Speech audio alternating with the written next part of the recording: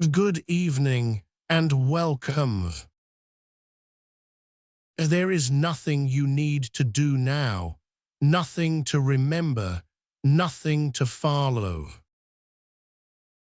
Picture the island of Britain in the year 410 of the Common Era. It is late summer. The light falls long and golden across the green fields. The sun is warm on your skin. You can smell the salt air blowing in from the sea. In the ports of the south, ships are being loaded. Soldiers are saying goodbye to their families, not knowing if they will ever see them again. For nearly 400 years, Rome had ruled this distant island. 400 years of Roman order, Roman law, Roman military protection.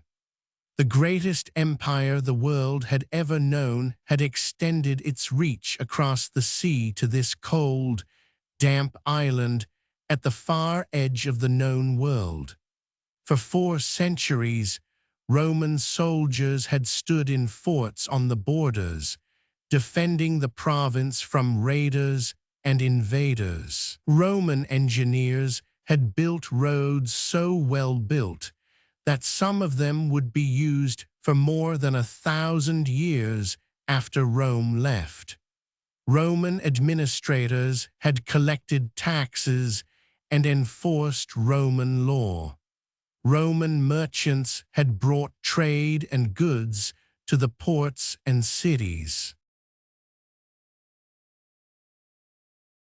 The Roman soldiers were not like the people of Britain. They came from all over the empire, from North Africa, from Syria, from the Danube, from Gaul and Spain. They spoke Latin as their common language. They worshipped Roman gods, Jupiter, Mars, Minerva, and they brought these gods to Britain. They built temples and fortifications. They established cities and towns. They created a civilization that was Roman, even though it was thousands of miles from Rome itself. But now it was ending. The empire itself was crumbling under tremendous pressure. Barbarian tribes were pressing against Rome's borders everywhere. In the north, the Germanic peoples were attacking. In the east, the Goths and Vandals were breaking through. The Huns were sweeping across Central Asia and driving Germanic peoples westward into Roman territory. Rome could no longer afford to maintain its grip on distant Britain. The legions were desperately needed at home to defend the empire's heartland. Every soldier counted. Every legion was precious. The soldiers in Britain were the most expendable, the farthest away, the least strategically important. Before we begin, if you would, drop a comment below with your location and the time where you are right now. We love seeing where our listeners are joining us from. So in that year 410, the Roman commander in Britain sent a message to the people of the island. He told them that Rome could no longer protect them. They would have to defend themselves. He told them not to expect any more legions, not to expect Roman protection. They would have to raise their own armies, organize their own defenses, build their own fortifications. And then he took his legions away. The ships sailed south, across the Channel, back to Gaul and then to Rome itself. The military installations that had been garrisoned for centuries stood empty. The Britons watched them go. Some felt abandonment and fear. Some felt liberation. And Britain was left alone for the first time in 4 centuries to face whatever might come. The story of medieval England is the story of transformation on an almost unimaginable scale. It is the story of how a land shaped by Rome gradually shed its Roman identity and became something entirely new. It is the story of invasion, of resistance, of cultural blending on a massive scale. It is the story of how scattered kingdoms eventually unified into a nation. It is a story that spans more than 1,000 years, from the moment Rome's legions sailed away until the old medieval world gave way to something modern. It is a story of tragedy and triumph, of loss and creation, of the rise and fall of kingdoms and the lives of millions of people. The Britain that Rome left behind was already changing. Yes, there were Roman cities, places like Londinium, which we now call London. It was not a small settlement. It was a substantial city with walls and gates, with forums and marketplaces, with bathhouses and temples. Londinium had tens of thousands of inhabitants. It was one of the great cities of the Roman Empire, a center of trade and administration. There was Eboracum in the north, which we now call York. This too was a great city, a military headquarters where the governor ruled and legions were stationed. There were other cities as well, Verulamium, Exeter, Bath, Chester. Each one was a center of Roman civilization in this distant province. There were Roman roads connecting these cities, remarkable feats of engineering that would outlast Rome itself. These roads were not just dirt tracks. They were built with multiple layers of stone and gravel.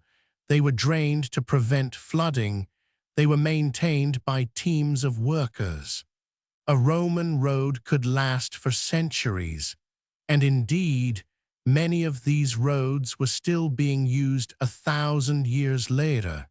You can still see traces of Roman roads in England today, running straight across the landscape in a way that medieval roads never did. Yes, there was Roman law and Roman administration.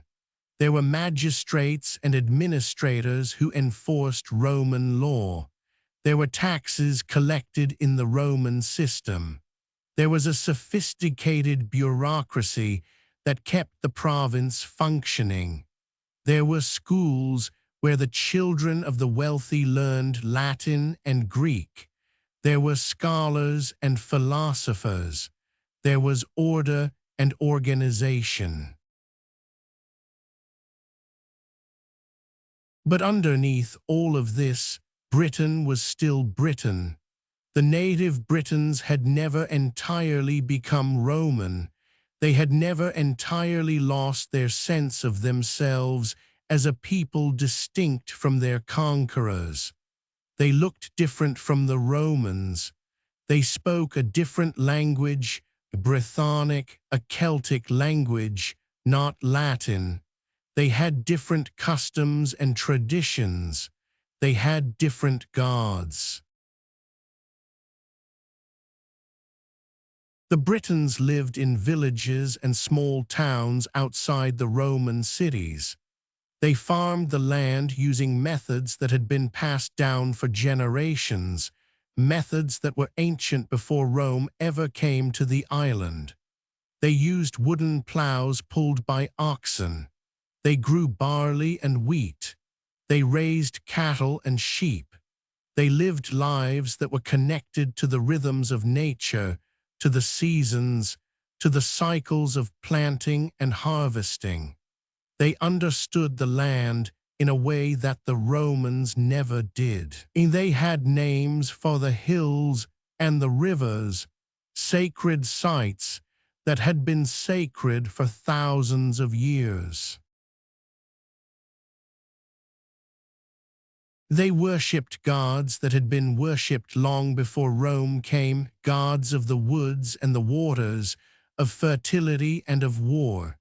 These were not the distant, intellectual gods of the Roman pantheon. These were gods that were close and immediate, present in the landscape. A spring or a river might be a god. A sacred grove in the forest might be a place of worship.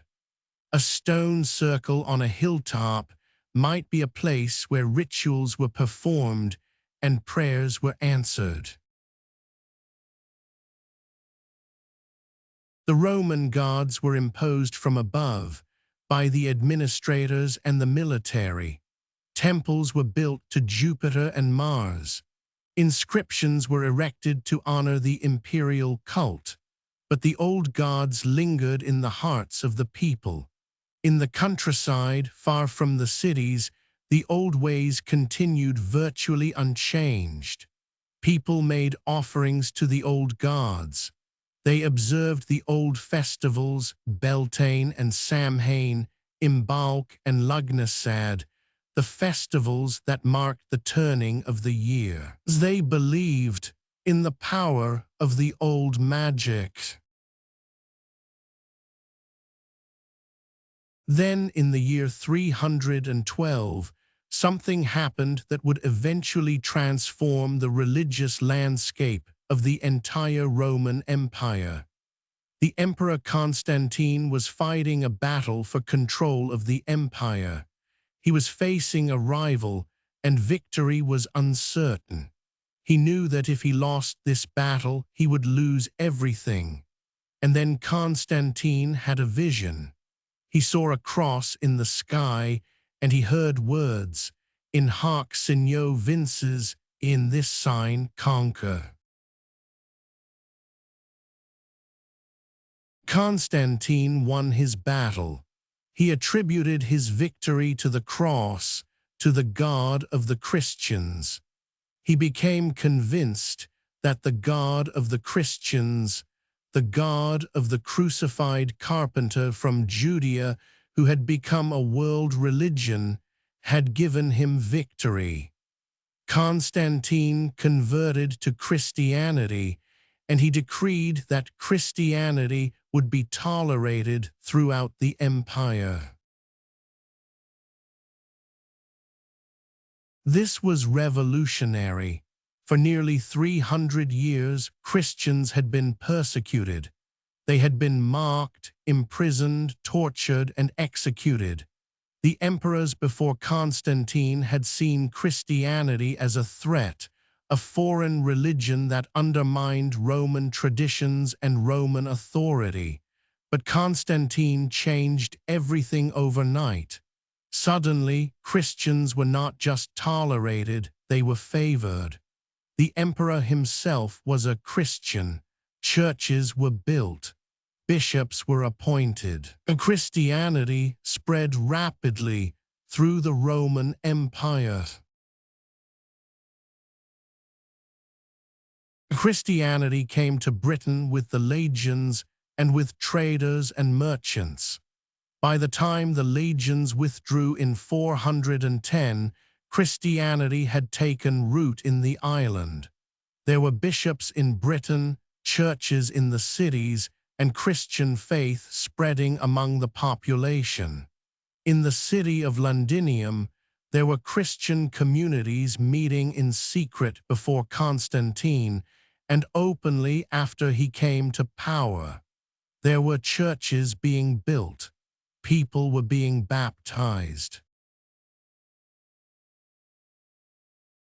But Christianity in late Roman Britain was not the only religion. Pagan traditions persisted powerfully, stubbornly, refusing to die. In the countryside, far from the cities, far from the influence of the bishops and priests, the old ways continued virtually unchanged. People made offerings to the old gods. They observed the old festivals, Beltane and Samhain. They planted their crops and harvested their grain in accordance with the old calendar. The conversion to Christianity was real, but it was incomplete. It was real among the urban population and among those close to the centers of Roman power. But in the villages and the countryside, among the common people, the old gods still held sway. Now, with Rome gone, Britain faced the future alone. And that future would arrive from across the sea, bringing with it warriors and settlers and a completely new civilization. Across the North Sea, in what we now call Denmark, Germany, and the Frisian coast, there lived Germanic peoples. They were not unified as one nation. Rather, they were organized into dozens of separate tribes, each with its own territory, its own king or leader, its own laws and customs. The Romans had been dealing with these peoples for centuries, and they had learned to respect them as warriors and to fear them as enemies. These Germanic peoples were fearsome warriors. They were tall, powerful men who fought with axes and spears and swords. They wore minimal armor, perhaps a shield and a leather tunic, but no metal breastplate or helmet as the Romans wore. They seemed to care nothing for their own lives. They fought with an almost suicidal bravery, throwing themselves at their enemies with fierce abandon. Roman soldiers, accustomed to disciplined warfare in formation, were often shocked by the ferocity of these Germanic fighters.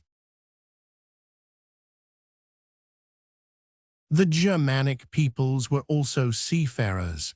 They came from lands where the sea was close and where boats were essential for survival and for trade.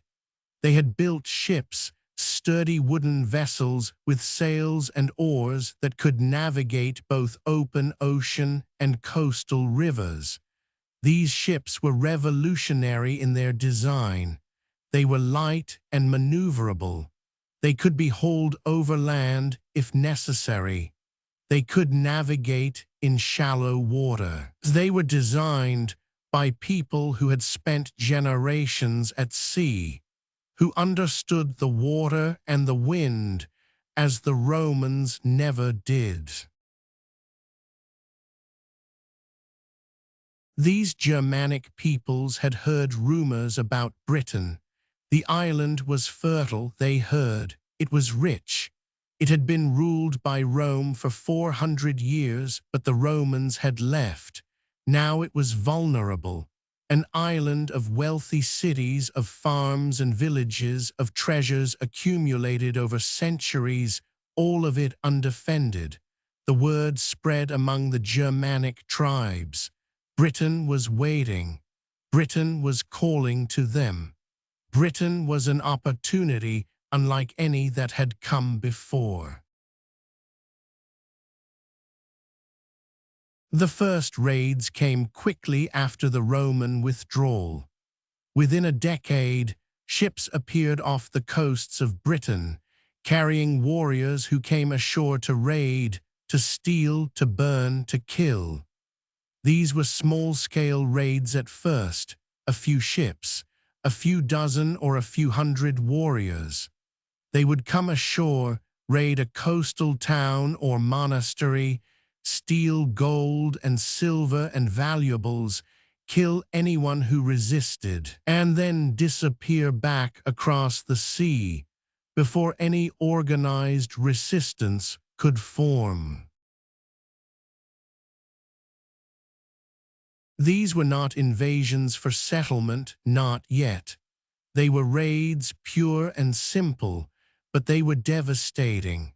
The Britons, who had lived under the protection of Rome, who had not had to worry about defending their coasts for 400 years, found themselves suddenly vulnerable. They had no navy to speak of. Their military was weak and poorly organized. They had no way to respond to these sudden attacks. Year after year, the raids continued and increased in frequency and scale.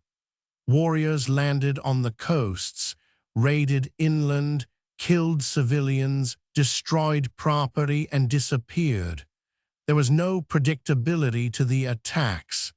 They could come in summer or winter, in the east or the west, against major cities or small villages. The Britons lived in fear. They never knew when the next attack would come. Some British leaders attempted to fight back. They organized militias, raised armies, tried to defend their territories. But the Germanic raiders were more experienced in warfare. They were more mobile. They could strike quickly and then disappear, using their ships to escape before a large army could be assembled. Then something different happened, something that would change the course of history. Warriors began to stay longer. Some were offered land in exchange for military service.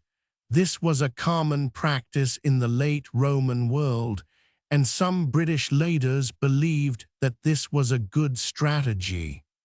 If they could recruit these fierce Germanic warriors and settle them on their lands, perhaps they could use these warriors to defend against other raiders. But the Germanic warriors had different ideas. They came as raiders, but gradually over decades, what had begun as raids transformed into settlement. Shiploads of people arrived, not just warriors, but families, women, children, elderly people, livestock, tools and equipment for farming, household goods. This was colonization. The Germanic peoples were coming to Britain not just to raid, but to stay. They were coming to make Britain their home. The process was not as simple as a single massive invasion, though that was how later historians would describe it. Rather, it was a gradual infiltration, a series of migrations and settlements that took place over many decades.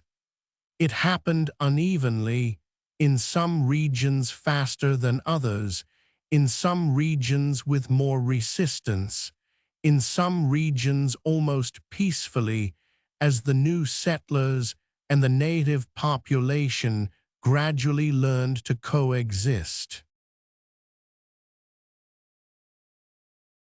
Different groups of Germanic peoples established themselves in different regions. The Angles, who came from what is now Angel in Germany, settled primarily in the north and the east of Britain. The Saxons, from what is now Saxony, settled in the south and the southeast. The Jutes, from the Jutland Peninsula in Denmark, settled in what would become Kent. There were also Frisiae from the Frisian coast and others. The Britons resisted. There were battles. There were sieges. British leaders organized armies and fought against the Germanic invaders, but gradually the Britons were pushed westward into Wales and Cornwall, into the more mountainous and defensible regions of the island. Some Britons fled across the sea to what is now Brittany in France, taking their language and their culture with them.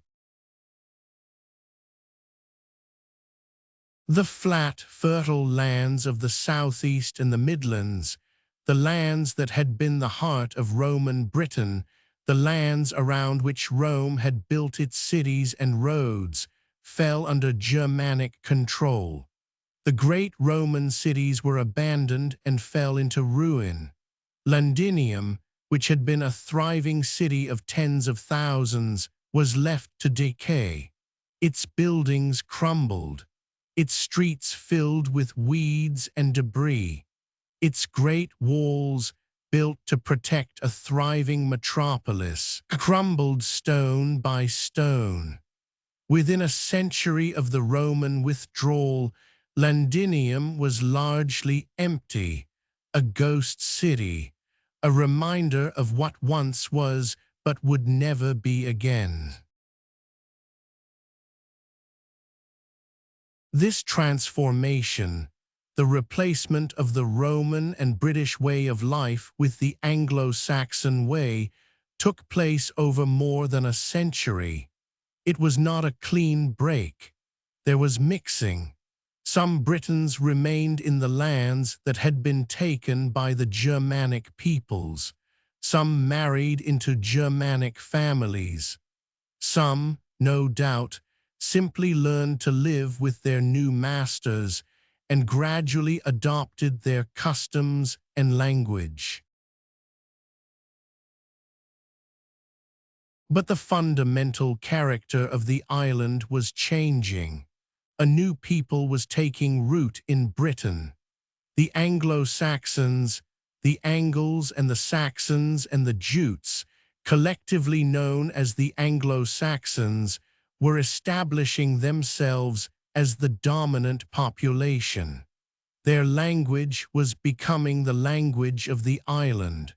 Their customs and their gods were becoming the customs and gods of the land.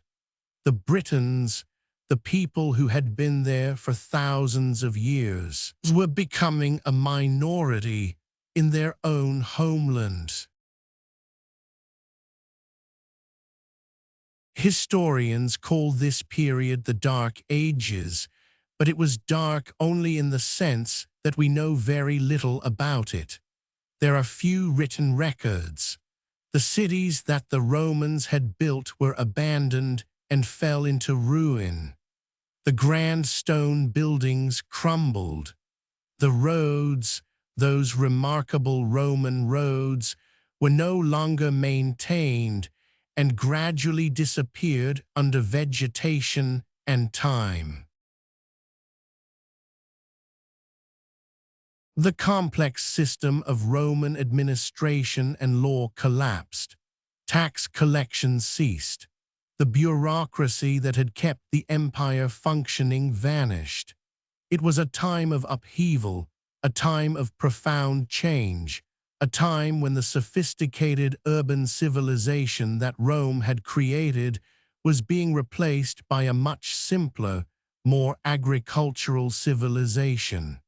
The literate officials and merchants who had maintained Roman Britain gave way to illiterate warriors and farmers. The church, which had begun to spread under Roman rule, was disrupted. Many churches were destroyed. But it was not a time of complete chaos or complete darkness. Order was emerging, even if it was a different kind of order than Rome had imposed. The Germanic peoples organized themselves into kingdoms. These kingdoms had kings and nobles, warriors and common people. They had laws, though different from Roman law. They had religion, the worship of gods from the Germanic pantheon. The Anglo-Saxon gods were powerful and warlike. Woden was the king of the gods, associated with war and death and poetry and wisdom. Thursday is named after Thunor, the god of thunder and strength. Tuesday is named after Tiw, the god of war and justice. Friday is named after Frigg, the goddess associated with fertility and love. Wednesday is named after Woden. Every week, without knowing it, English speakers repeat the names of the pagan gods. These gods were worshipped in groves and at sacred places. There were no great temples as the Romans had built, with their marble columns and their elaborate decorations. Instead, there were sacred places in the landscape, groves of ancient trees, hilltops, sacred stones. The worship of these gods involved sacrifice and ritual. Priests would perform ceremonies to ask for the gods' favor before battle, or to give thanks for a successful harvest. Prisoners of war or slaves might be sacrificed to the gods in times of great need. The warriors of the Anglo-Saxon kingdoms held certain beliefs about the gods and about their relationship to them. They believed that Woden gave victory to warriors who were brave and fierce. They believed that dying in battle was a glorious fate, that warriors who died fighting would go to a paradise where they would feast and fight eternally.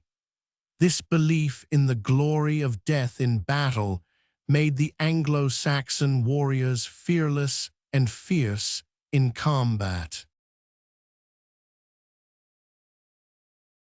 As the 5th century gave way to the 6th, the island of Britain was transformed. What had been a Roman province with a Christian population was becoming something else entirely, a land of Germanic kingdoms, pagan warrior societies, organized around kinship and martial prowess. The language changed, the customs changed, the religion changed. The entire culture of the island was transformed. The Britons became a minority. The Saxon warrior became the norm. The pagan gods replaced the Christian god in most of the island. By the year 500, the transformation was largely complete. The island had been divided into several Anglo-Saxon kingdoms, each ruling a region and competing with its neighbors for power and resources. These kingdoms would come and go, would grow and shrink, would dominate and decline over the next 1,000 years. In the south and southeast, the Kingdom of Wessex was emerging as a major power, dominating the lands that we now call Hampshire, Dorset, Somerset, and the surrounding regions. To the east, in the lands around the River Thames and beyond, was the Kingdom of Essex. Further east still was East Anglia, a powerful kingdom in what is now Norfolk and Suffolk. This was a wealthy kingdom, and for much of the early medieval period, it was one of the dominant powers in southern England. To the north was Northumbria, stretching from the Humber in the south to the borders of what would become Scotland in the north. Northumbria was the largest and in many periods the most powerful kingdom. The great cities of the north, York and Hexham, Durham and Newcastle, were in Northumbria. Northumbria was home to some of the greatest monasteries and the finest scholarship of the early medieval period. In the middle of the island was Mercia, a vast kingdom that stretched from Wales in the west to the east coast, and from Northumbria in the north to the Midlands in the south. Mercia was large and powerful, and at various times it would become the dominant kingdom in England, more powerful than Northumbria, more powerful than Wessex. And to the west were smaller kingdoms in the borderlands with Wales, kingdoms with names like Echwicks and Magenseat and others. These kingdoms were constantly under pressure from the Welsh kingdoms to their west, and from the larger Anglo-Saxon kingdoms to their east. They were squeezed between two civilizations. These kingdoms were ruled by kings who had Germanic names: Ethelred, Ethelbald, Ethelbert, Ethelbred, Oswald, Edwin, Penda, and many others. These kings were warriors, fierce and ambitious, constantly competing with each other for power and dominance. There was no unified England. There was no sense of English identity. There were only these competing kingdoms, each trying to dominate its neighbors and expand its territory. The history of this period is largely the history of these kingdoms competing for power, fighting wars, trying to expand their territory at the expense of their neighbors.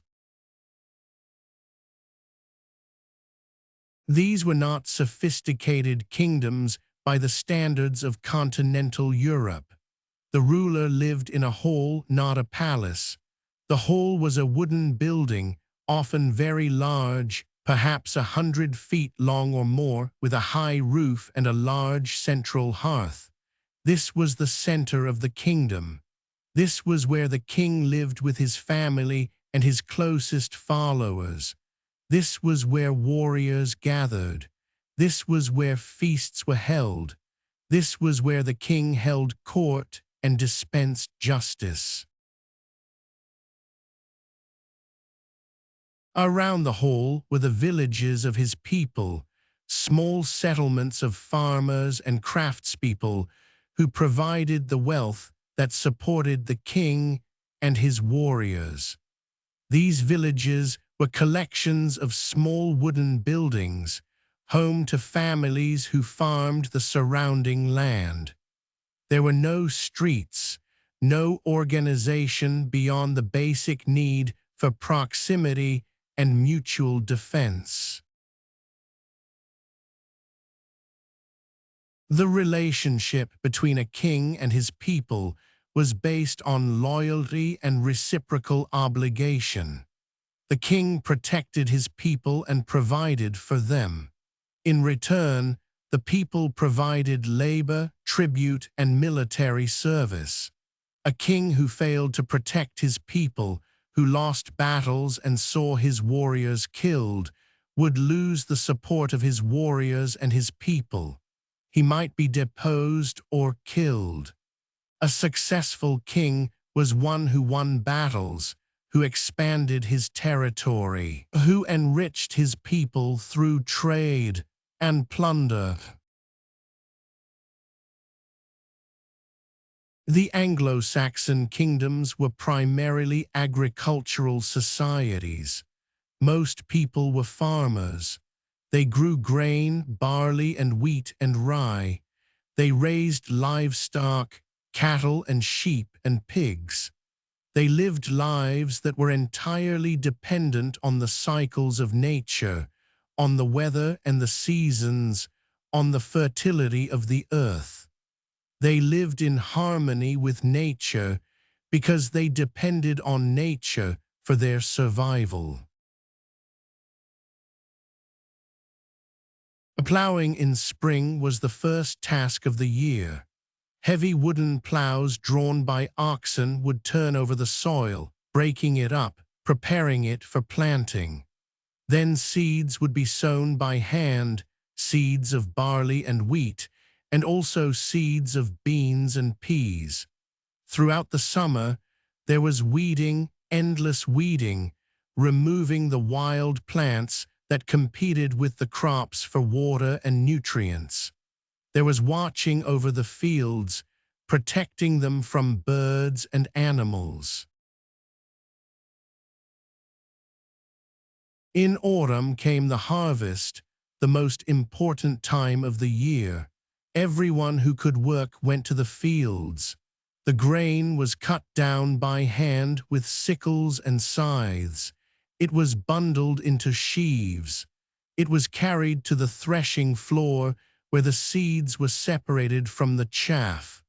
This was back-breaking work that lasted for weeks.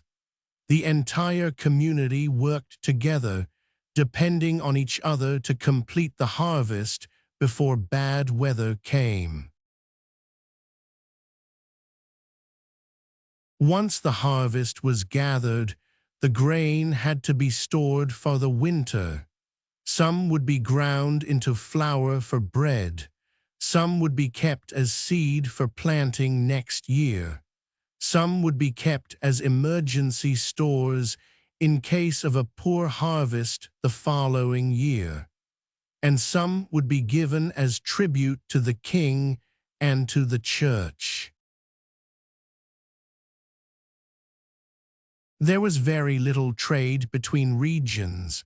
Most communities were largely self-sufficient. They produced what they needed. They took what they needed from the local forests and rivers. There was no currency to speak of. Trade, when it occurred, was barter, exchange of goods for goods. Most people lived their entire lives without traveling more than a few miles from where they were born. The world was small and local. A person might never see the sea. A person might never meet someone from more than 10 miles away. Then, at the end of the 6th century, something momentous happened that would reshape the entire spiritual and cultural landscape of the island. A ship arrived on the coast of Kent, carrying a man named Augustine and a company of monks. Augustine had been sent by the Pope himself from Rome with a mission. His mission was to convert the pagan Anglo-Saxons to Christianity. Augustine came from Rome, which had been the center of Roman power, but was now the center of the Christian Church. The Pope was the head of the Christian Church, and he held great authority. He could send missionaries to distant lands. He could confer authority on bishops and priests. He could excommunicate kings and nobles. The Pope was one of the great powers of the medieval world. Augustine brought with him monks and priests. These were educated men who knew Latin and who understood the teachings of the Christian Church. They brought with them books, precious manuscripts that had been copied by hand, priceless in an age when the printing press did not exist. They brought with them the authority of Rome itself, the prestige and the power of the greatest empire the world had ever known. The King of Kent at that time was named Ethelbert. He was one of the most powerful kings in England, and his kingdom was located in the southeast, making it the closest to the continent and to Rome. Perhaps because of this geographical closeness, or perhaps Because of the personality of Ethelbert, the king received Augustine and listened to his message. Augustine told Ethelbert of a god who was greater than all other gods. This God had come to earth as a man named Jesus Christ, who had been born of a virgin and performed miracles and taught the people. Jesus had been crucified and killed in a shameful way, but he had risen from the dead, triumphed over death itself, and ascended to heaven. All who believed in Jesus and accepted him as Lord and Savior would achieve eternal life in paradise. It was a message that was alien to the Germanic worldview. The Anglo-Saxon gods were not loving gods. They did not offer salvation. They offered glory in battle and eternal feasting in an afterlife. They were capricious and demanding. They required sacrifice and appeasement. But Ethelbert was intrigued by Augustine's message. The idea that there was one supreme God who loved all people and offered salvation to all was a radical concept, almost impossible to understand for someone raised in the pagan tradition. Gradually, over the course of months, Ethelbert became convinced. He agreed to be baptized. The King of Kent became a Christian. The water was poured on his head. He was reborn into a new faith. The king's conversion had enormous consequences. Once Ethelbert had accepted Christianity, his nobles and warriors followed suit. If the king was Christian, then Christianity must be favored by God or by the gods. If Christianity brought power and victory, then it was worth adopting. Gradually, the people of Kent converted. Not all at once, conversion took time. But gradually, the Kingdom of Kent became Christian. Augustine established a monastery at Canterbury in the heart of Kent. This was the first Christian monastery in Anglo-Saxon England. It became the center of Christian learning and authority in the kingdom. Augustine became the first Archbishop of Canterbury, the head of the English Church, and the representative of Rome in England. But the conversion of England to Christianity was not rapid. It did not happen all at once. Augustine's mission was to bring Christianity to the Anglo-Saxons, but the Anglo-Saxons were not a unified people. Each kingdom had its own king, and each king had to be convinced separately. Some kingdoms accepted Christianity readily. Others resisted. Some regions converted and then reverted to paganism when the king changed or when a pagan revival occurred. In Northumbria, in the north, the conversion was particularly dramatic and violent. A king named Edwin was won over to Christianity by missionaries sent from Rome. Edwin became a Christian and began to convert his kingdom. Temples to Christ were built. Missionaries traveled throughout the kingdom. But then Edwin was killed in battle against a pagan rival. The pagan reaction was fierce. Temples to the pagan gods were restored. The Christian churches were destroyed. Bishops fled for their lives. But even Edwin's death did not end Christianity in Northumbria. Another Christian king, Oswald, took the throne and restored Christianity. Oswald had been educated in Ireland, where Irish monks had brought Christianity to that island. Oswald brought Irish monks to Northumbria, and they established monasteries and began to convert the people again. Christianity was restored. There was a crucial moment when it seemed that two different forms of Christianity might fight for dominance in England. The Roman Church, which had come through Augustine, celebrated Easter on a particular date calculated according to the method developed by the Church in Rome. But in the north of Britain, Irish monks had brought a different form of Christianity, and they calculated Easter differently. This was not just an abstract theological debate. Easter was the most important Christian festival, the celebration of Christ's resurrection. It was surrounded by rituals and customs. The timing of Easter determined when many other religious observances would occur. Having different dates for Easter meant having different customs and practices. It meant that the English Church was divided.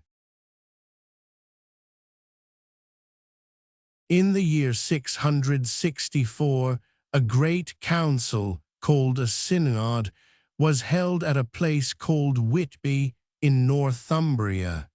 Kings and bishops gathered to settle this great question. The question was simple but crucial. On what date should Easter be celebrated? Which calculation method was correct, the Roman method or the Irish method? The outcome of this council would determine which form of Christianity would prevail in England and would shape the development of the English Church for centuries to come. The Roman calculation was defended by a bishop named Wilfrid, a passionate advocate for Roman practice. The Irish calculation was defended by a bishop named Cedd. The debate was fierce. Arguments were made based on scripture, on tradition, on the authority of Rome, and on the authority of the Church Fathers. But ultimately, the king decided in favor of Rome. Why? Perhaps because Rome represented centralized authority and connection to the wider Christian world. Perhaps because the Roman Church represented order and hierarchy, which appealed to the Anglo-Saxon kings. Perhaps simply because the king was persuaded by the arguments. In any case, the decision was made. From that point forward, the Roman form of Christianity became dominant in England. This was significant because it meant that England would be Christian according to Roman practice, not according to Irish practice. It meant that England would be connected to Rome and to the wider Christian world centered on Rome. It meant that English bishops would look to Rome for authority and guidance. It meant that the Pope would exercise influence over English religious affairs for centuries to come. As Christianity took hold in the Anglo-Saxon kingdoms over the next centuries, something remarkable happened. Monasteries were established, and in these monasteries, learning and scholarship flourished. Monks devoted themselves to the life of prayer and study. They copied manuscripts by hand, sacred texts, histories, works of theology and philosophy. They illuminated these manuscripts with beautiful decorations and illustrations. They created works of such beauty and craftsmanship that some of them have survived 1,300 years and are still considered masterpieces of medieval art. The most famous of these is the Lindisfarne Gospels, created in the monastery on the island of Lindisfarne off the northeast coast of England, sometime in the late 7th century.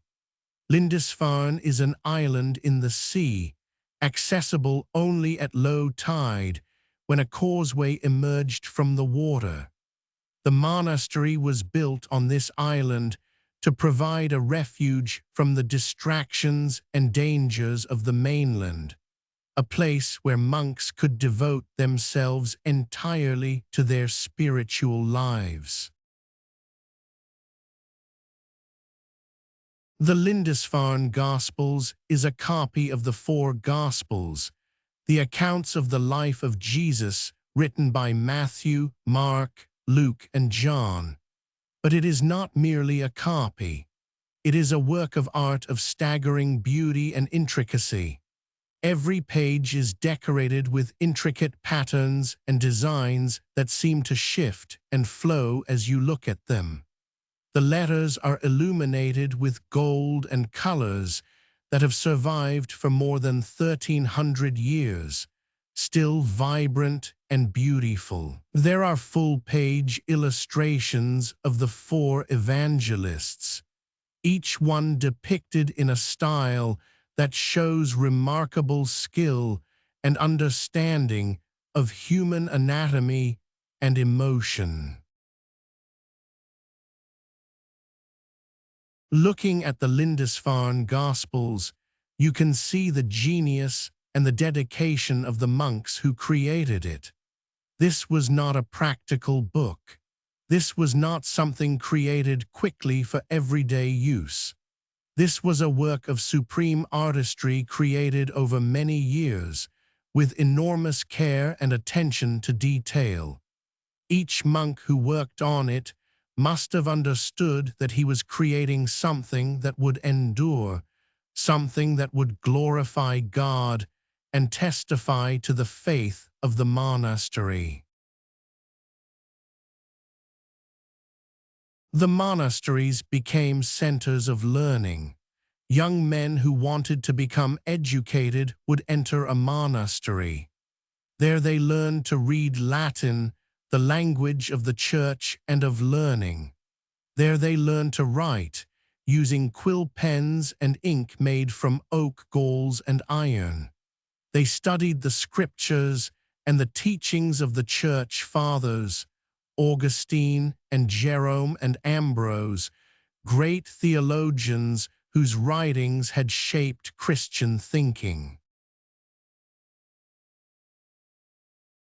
The monasteries preserved not just Christian knowledge, but also the learning of the ancient world.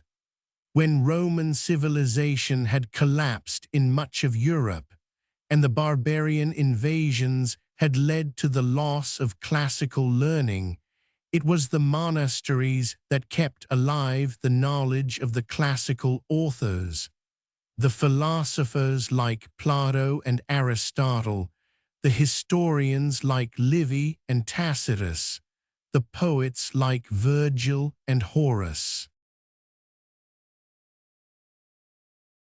The monks copied these ancient texts even though they were not Christian. They preserved them because they believed that all knowledge came from God and that the wisdom of the ancients was worth preserving even if it was pagan. Without the monks and the monasteries, much of classical learning would have been lost forever. The European Renaissance, centuries later, would depend on these manuscripts preserved by monks in these monasteries. The rise of Christianity brought with it profound cultural changes. The old pagan Germanic culture did not disappear, but it was transformed. The old gods were forgotten, or their names lived on only in the days of the week: Wednesday from Woden, Thursday from Thunna, Tuesday from Tew, Friday from Frige. Children learned to say these names every week without knowing that they were the names of pagan gods. The old festivals were transformed into Christian holidays. Beltane, the pagan festival of fire, became Christian celebrations. Samhain, the pagan New Year, became associated with the Christian All Saints' Day. The old sacred places were transformed into sites of churches and monasteries. A sacred grove might become the site of a chapel. A hilltop where the pagan gods were worshipped might become the site of a church with a cross on top. The church became one of the great powers in the land, rivaling the kings themselves. Bishops and abbots wielded enormous influence. They advised kings. They absolved them of their sins. They could excommunicate them, which was a terrible punishment. The church owned vast lands. The monasteries produced not just monks and scholars, but also administered their lands, employed workers, and accumulated wealth. The bishop of a great see like Canterbury or York was as powerful as any noble, and more powerful than many. The law, too, was affected by Christianity. The Anglo-Saxon codes of law began to incorporate Christian principles. Penalties became less harsh in some cases, though in others they remained brutal. But there was an attempt to impose Christian morality on the laws. Theft and violence were punished severely, but so was violation of Christian moral law. Sexual relationships outside of marriage were condemned. Blasphemy and heresy were serious crimes. During this period of the 7th and 8th centuries, the great kingdoms vied for supremacy. There was no unified England, just a collection of competing kingdoms. Sometimes one kingdom was dominant, sometimes another. The history of this period is largely the history of these kingdoms competing for power, fighting wars, trying to expand their territory at the expense of their neighbors. In the 8th century, one kingdom rose to particular prominence: Mercia, under a king named Offa, who ruled from 757 to 796. Mercia became the dominant power in southern England. Offa was a remarkable figure, a great military commander, a diplomat, a reformer. Offa reorganized his kingdom. He built new settlements. He established what was perhaps the first English mint, producing coins that bore his name and image. He built a great earthwork on the border with Wales, Offa's Dyke, to mark the boundary between his kingdom and Wales. This dike still exists today, stretching for miles along the Welsh border, a testament to Offa's power and ambition. Offa made his power felt throughout England. He was so powerful that he treated with the other kings as an equal. He negotiated with the king of the Franks, Charlemagne himself, the greatest warrior and statesman of his age. These two great leaders, separated by hundreds of miles, exchanged embassies and messages. They discussed the possibility of a marriage alliance, with one of Charlemagne's daughters marrying one of Offa's sons. It was a recognition that Offa was one of the great rulers of Europe. For a brief time, Mercia under Offa seemed like it might dominate all of England, might unite the island under a single king. But Offa's power did not outlast him. When he died, Mercia's dominance began to fade. The great kingdoms of the 8th century had their moment of supremacy, and then they declined. No kingdom had the strength to permanently dominate all the others. Then, in the year 787, something happened that shook all of England to its core. News arrived of a raid on a monastery on the northeast coast. Warriors had landed on the island of Lindisfarne, the same island where the beautiful Gospels had been created a century before. These were different kinds of raiders from the Germanic peoples who had invaded 400 years before. These raiders were Vikings, Norse seafarers from what we now call Scandinavia. They came from Norway, from Sweden, from Denmark. They were pagan peoples who had not converted to Christianity. They were warriors and raiders, driven by hunger for wealth, for land, for glory and honor. The Vikings attacked Lindisfarne with shocking ferocity. They landed on the island. They attacked the monastery. They killed the monks. Some of them were slaughtered where they stood. Others were captured and enslaved. The Vikings destroyed buildings, tore down altars, and stole gold and silver and other treasures. The monks had not expected an attack. They lived on an island in the sea, separated from the world. They thought they were safe. They thought their island sanctuary protected them, but the Vikings' ships could reach anywhere. There was no place that was truly safe from them. The Vikings had been pirates and raiders for a long time, attacking the coasts of the Frankish Empire and other Christian lands. But the attack on Lindisfarne was significant because it was the first major recorded Viking attack on England.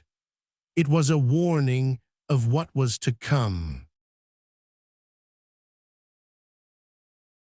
The Viking raids increased in frequency and scale over the following decades. Year after year, ships appeared off the English coasts. The Vikings came in the spring and summer, when the seas were calmer and travel was easier. They raided monasteries and coastal towns, stealing gold and silver and slaves, then disappearing back across the sea before the Anglo-Saxon kings could organize an effective defense. The Vikings were terrifying warriors. They fought with axes and spears and swords. They had shields and some armor, but they fought with a ferocity and abandon that shocked the more disciplined Anglo-Saxon fighters. They seemed to have no fear of death. They would throw themselves at their enemies with fierce abandon, fighting to the last man. The Anglo-Saxon monks and soldiers found themselves outmatched by these fierce Norse warriors. The Vikings were also brilliant sailors and navigators. Their ships were marvels of medieval engineering, light and maneuverable, strong enough to cross the open ocean, yet shallow-drafted enough to sail up rivers far into the interior of the lands they attacked. With these ships, called longships, the Vikings could appear anywhere, strike quickly, and disappear before any organized response could be mounted. A Viking longship was typically about 60 feet long and 15 feet wide. It was built of overlapped wooden planks, which made it flexible and strong. It had a shallow draft, which meant it could sail in water only a few feet deep. It had both sails and oars, which meant it could be rowed against the wind if necessary. The prow of the ship was often carved to resemble the head of a dragon or a serpent. These were called dragon ships. A crew of perhaps 50 to 100 men could man a longship. The ship carried supplies for the voyage and for the raid, weapons, armor, tools, and equipment. Sometimes the Vikings would transport horses on these ships, which allowed them to make rapid raids inland. Who were these Vikings? What drove them to leave their Scandinavian homelands and risk their lives raiding distant shores? The traditional explanation is that Scandinavia was overcrowded and that younger sons had no inheritance, so they went looking for wealth and land abroad. Perhaps the land in Scandinavia could not support the growing population. Perhaps there was political upheaval that made some men seek their fortunes elsewhere. But there were other factors. Scandinavia was undergoing profound changes: population growth, the consolidation of power by strong kings, the spread of Christianity. These changes may have unsettled many people, driving them to seek adventure and fortune abroad. For young men who were adventurous or ambitious, raiding offered a way to gain wealth, reputation, and status. Whatever the cause, the Vikings came, and they came in waves. Year after year, more Vikings arrived. The great monasteries of Northumbria, Lindisfarne, Jarrow, Wearmouth were targeted repeatedly. The Vikings knew that monasteries were wealthy, that they were poorly defended, and that they contained treasures of gold and silver. They became systematic in their attacks, returning again and again to the richest targets, timing their attacks for the seasons when travel was easiest. The Viking raids continued and intensified throughout the 8th and early 9th centuries. Monasteries were destroyed repeatedly. Some were rebuilt, only to be attacked again. Monks fled to safer places. The great centers of learning that had developed in Northumbria were disrupted and scattered. Then, in the year 865, something changed dramatically. A massive Viking fleet arrived in England. This was not a raiding party. This was an invasion force, the Great Heathen Army, as the Anglo-Saxon chronicles called it. It included thousands of warriors, and with them came the families and the equipment necessary for conquest and settlement. The Great Heathen Army was led by legendary figures. There was a warrior named Ragnar Lothbrok, whose name means Ragnar the Shaggy-Breeched. Ragnar was remembered as a great Viking warrior, so fearless and powerful that he seemed almost superhuman. Later Viking legends and sagas told of his deeds, how he sailed his ships up rivers and conquered cities, how he fought dragons and won the love of beautiful women, how he died in a pit of snakes and never cried out in pain.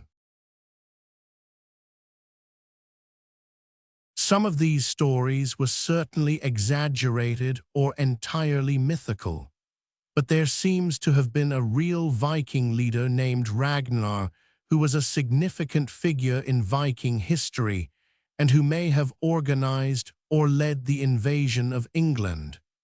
Ragnar had sons, Ivar, Ub, and Halfdan. These men are central figures in the Viking conquest of England. They were military geniuses, brilliant tacticians who could organize and coordinate large forces with impressive efficiency. They moved their armies rapidly from place to place before the Anglo-Saxon kings could respond. They defeated English armies in battle after battle. The Great Heathen Army landed in East Anglia in 865. The Kingdom of East Anglia was one of the ancient Anglo-Saxon kingdoms, but by this time it was not as powerful as it had once been. The Viking army defeated the East Anglian forces and conquered the kingdom. The king of East Anglia, a man named Edmund, was captured and, according to legend, executed by the Vikings, shot full of arrows, and then beheaded. Edmund became a martyr and a saint, and a great monastery was built at Bury St. Edmunds in his honor. From East Anglia, the Great Heathen Army moved into Northumbria, the most powerful kingdom in the north. Northumbria was split into civil war, with two rival claimants to the throne fighting for supremacy. The Vikings took advantage of the division and conquered the kingdom. They established their bases at York, one of the great cities of Roman Britain, a place where so much learning and culture had flourished. York became a Viking stronghold. Then the Vikings turned south and west. They invaded Mercia, which had been the dominant power a century before but had declined. The kingdom fell piece by piece. The Vikings established bases throughout Mercia. By the year 870, most of England was under Viking control. Only the Kingdom of Wessex, in the southwest, remained independent. Only Wessex stood between the Vikings and complete conquest of England. Wessex was a kingdom of the marginal lands, the lands around what we now call Hampshire, Dorset, Somerset, and the surrounding regions. It was not the richest kingdom, not the most powerful, not the most centrally located, but it was defensible because of its position, and it had something crucial: a leader who would change history. In the year 871, a young man named Alfred became king of Wessex. Alfred was in his 20s when he took the throne, and he took it in the midst of a desperate crisis. The Vikings were at the gates. The great kingdoms that had once seemed so powerful had fallen one by one. Only Wessex remained. The fate of England rested on Alfred's shoulders. Alfred was different from the other Anglo-Saxon kings. He was scholarly as well as martial. Even as a young man, he had traveled to Rome and spent time in Rome's great churches and libraries. He was interested in learning, in books, in understanding the world beyond his kingdom. He was also a competent military commander, but he was not immediately successful against the Vikings. The Danes, for by now the Vikings who had settled in England were often called Danes, had enormous advantages. Their armies were more mobile because they could travel by ship as well as on land. Their tactics were more innovative. Their leadership was more unified. Alfred fought the Danes repeatedly in the years after he became king, but he was defeated more often than he won. It was a frustrating and desperate time. By the year 878, after years of warfare, Alfred was in a desperate situation. He had been defeated repeatedly. His kingdom was shrinking. Many of his people were fleeing, seeking refuge in lands the Danes had not yet conquered. It seemed that Wessex would fall as all the other kingdoms had fallen. It seemed that England would become a Viking kingdom. Then in 878, a Danish leader named Guthrum invaded Wessex with a massive army. Alfred retreated, pushed back and back. He was forced to flee into the marshes of Somerset. There was a place called Athelney, an island in the midst of the marshes where a monastery stood. Alfred fled there with a small force of loyal warriors. It was Alfred's darkest moment. He was reduced to hiding in a marsh, his kingdom conquered, his people scattered, his cause seemingly lost. He had no army, no resources, no hope. Around him, the marshes stretched for miles, wet, muddy, difficult terrain. It would have been easy for Guthrum to pursue him into the marshes and finish him. But Guthrum apparently decided that Alfred was no longer a threat and did not pursue him. According to legend, and it is only a legend, a story that was told and retold until it became part of the folklore of England, Alfred was so desperate during this time that when a woman from the marsh took him in and gave him shelter, he was unaware of who he was.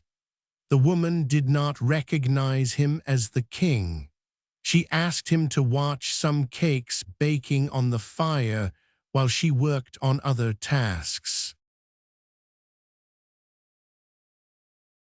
Alfred, distracted, thinking about his troubles, thinking about his lost kingdom and his defeated armies, let the cakes burn. The woman returned and scolded him angrily for burning the cakes, not realizing that she was scolding the king himself. Alfred accepted her rebuke, without revealing his identity. It is a beautiful story, and it illustrates Alfred's humility and his desperation. But we do not know if it is true. It may be a legend that was created later to show that even in his darkest hour, Alfred remained humble and did not reveal his kingly pride. But this was not the end of Alfred's story. It was a low point, but not the final chapter. Over the following months, while hiding in the marshes, Alfred began to gather forces. Loyal followers made their way to Athelney, finding their way through the marshes to reach him. Other men who had been forced to submit to the Danes, saw that there was still resistance possible, that the king had not been killed, that there was still hope. Gradually, forces gathered. Alfred trained them, organized them, built up his forces. They practiced fighting techniques. They prepared for battle. By spring of the year 878, Alfred had gathered enough men to risk a battle. Alfred marched out of the marshes and engaged Guthrum's army at a place called Edington. It was a decisive battle. Alfred's forces, fighting for their homes and their freedom, fighting for their king and their kingdom, defeated the Danish army. It was a stunning victory, and it changed everything. Guthrum was forced to negotiate. Alfred was now in a position of strength. The two leaders reached a treaty, the Treaty of Wedmore. The Danes would remain in the northeast of England, in a region that would become known as the Danelaw, a region where Danish law and customs would prevail. But they agreed not to expand further south and west into Wessex.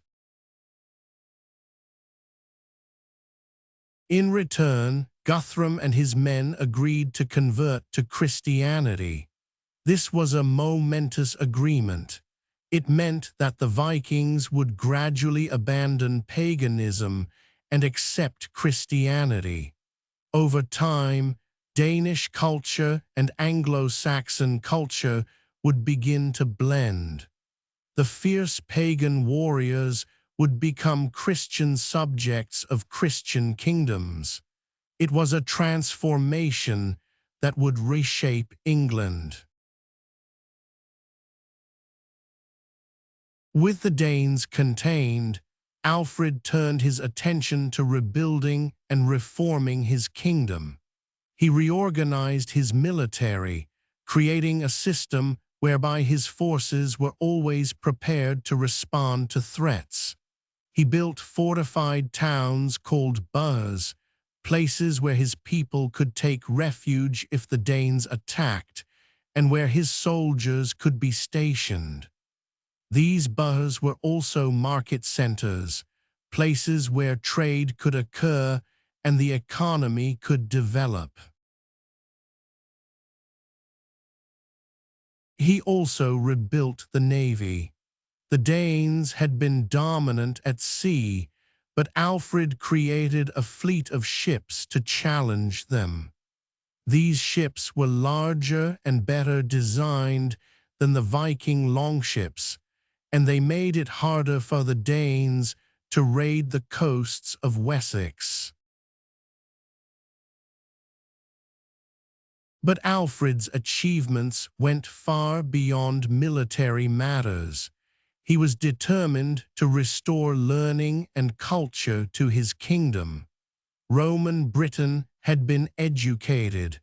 The early Anglo-Saxon kingdoms had produced scholars and monks, but centuries of warfare and Viking raids had diminished learning. Alfred set out to change this. He established schools. He brought learned men from other parts of England and from Europe to his court. He himself studied Latin as a middle-aged man, an extraordinary undertaking. He spent hours with books and with his tutors, learning the language of the church and of learning. Most remarkably, Alfred translated important works from Latin into Old English. He translated the Gospels, parts of the Bible. He translated a history of the world by a Christian historian named Orosius. He translated the Pastoral Care of Pope Gregory the Great, a book about how to be a good pastor and leader. These translations were significant because they made important works available to people who did not know Latin. By translating these works into Old English, Alfred made them accessible to a much broader audience. For the first time, someone who did not know Latin could read the Gospels, could read about the history of the world, could understand the teachings of the Church. These translations also established Old English as a language capable of expressing serious ideas. Before Alfred's translations, Old English was thought of as a simple language, suitable for everyday speech, but not for intellectual discourse. But Alfred's translations showed that Old English could express complex theological ideas, historical narratives, and philosophical concepts. Alfred also compiled a law code. He drew on the laws of previous Anglo-Saxon kings, but he revised and reformed them, incorporating Christian principles. His law code was an attempt to impose order and justice on his kingdom. It showed that Alfred was not just a military leader, but a wise lawgiver concerned with the welfare of his people. Alfred had a vision of what England could be: a unified kingdom, Christian, educated, orderly, with a strong military and a prosperous economy. It was a remarkable vision for a man of his time, and he worked tirelessly to achieve it. He wanted to restore the learning and the civilization that Rome had brought to Britain, but he wanted to do it through Christianity and through the Anglo-Saxon peoples themselves, not through Roman rule. When Alfred died in the year 899, he had ruled for about 30 years. Wessex was a powerful kingdom. More than that, Alfred had begun the process of unifying the various Anglo-Saxon kingdoms under his rule. The dream of a unified England was beginning to become real. After Alfred's death, his successors continued his work. His son Edward, called Edward the Elder, conquered the kingdoms that had been under Danish rule. One by one, he brought them under his authority. He captured the great Viking stronghold at York. He negotiated with the King of Scotland and the King of Wales, asserting Wessex's dominance. Edward's son, Aethelstan, completed the conquest. By the middle of the 10th century, all of what is now England was under the rule of a single king. The Anglo-Saxon kingdoms had been unified into a single kingdom called England. For the first time, there was one kingdom, one king, one nation. But unification did not mean peace. The newly unified kingdom faced challenges from outside and from within. To the north, Scotland was a separate kingdom, and English kings constantly fought to expand their control over the border regions. To the west, Wales was a collection of small kingdoms, some paying tribute to the English king, some rebelling. To the east and north, the Danes, now called the Danelaw, had settled and established a new culture that blended Danish and Anglo-Saxon elements. The Danes did not disappear after their great invasions. They remained in the lands they had conquered. Gradually, they became Christian. Gradually, they adopted the customs and the language of the lands where they had settled. They married into Anglo-Saxon families. Their children grew up speaking both Danish and English. Over generations, the distinction between Dane and Anglo-Saxon blurred. But the Danish influence remained in the language, in the customs, in the place names, in the very fabric of English culture. Yet tension remained between the unified English kingdom and the Vikings. In the late 10th century, a new wave of Viking invasions came from Scandinavia. These were not the organized military expeditions of the great heathen army, but rather a new generation of Viking raiders seeking wealth and opportunity. They attacked the coasts of England, raiding towns and monasteries, demanding tribute and ransom. The English king at this time was a man named Ethelred, often called Ethelred the Unready, a nickname that probably comes from an Old English pun on his name meaning he who lacks counsel. Ethelred ruled from 978 to 1016, a reign of nearly 40 years. It was a troubled reign. Ethelred was weak and indecisive. Rather than organizing a military resistance to the Danish raiders, he paid them tribute, bribes to go away.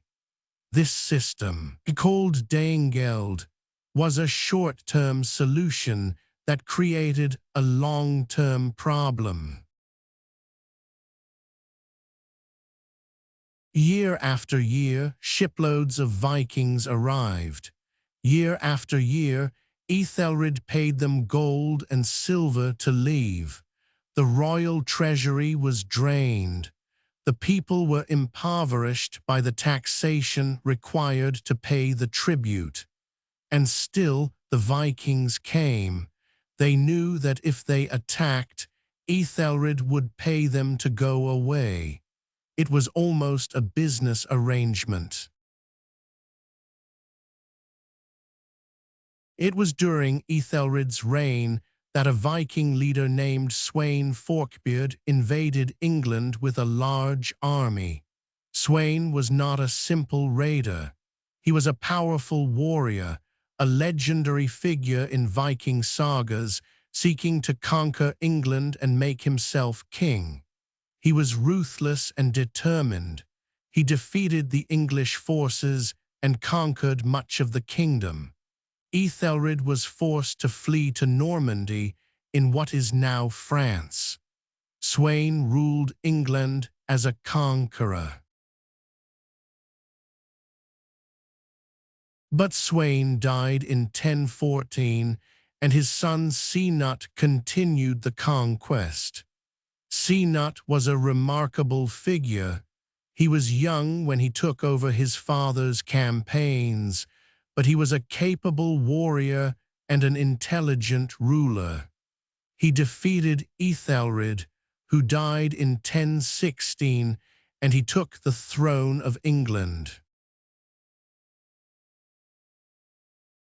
Cnut ruled England from 1016 to 1035.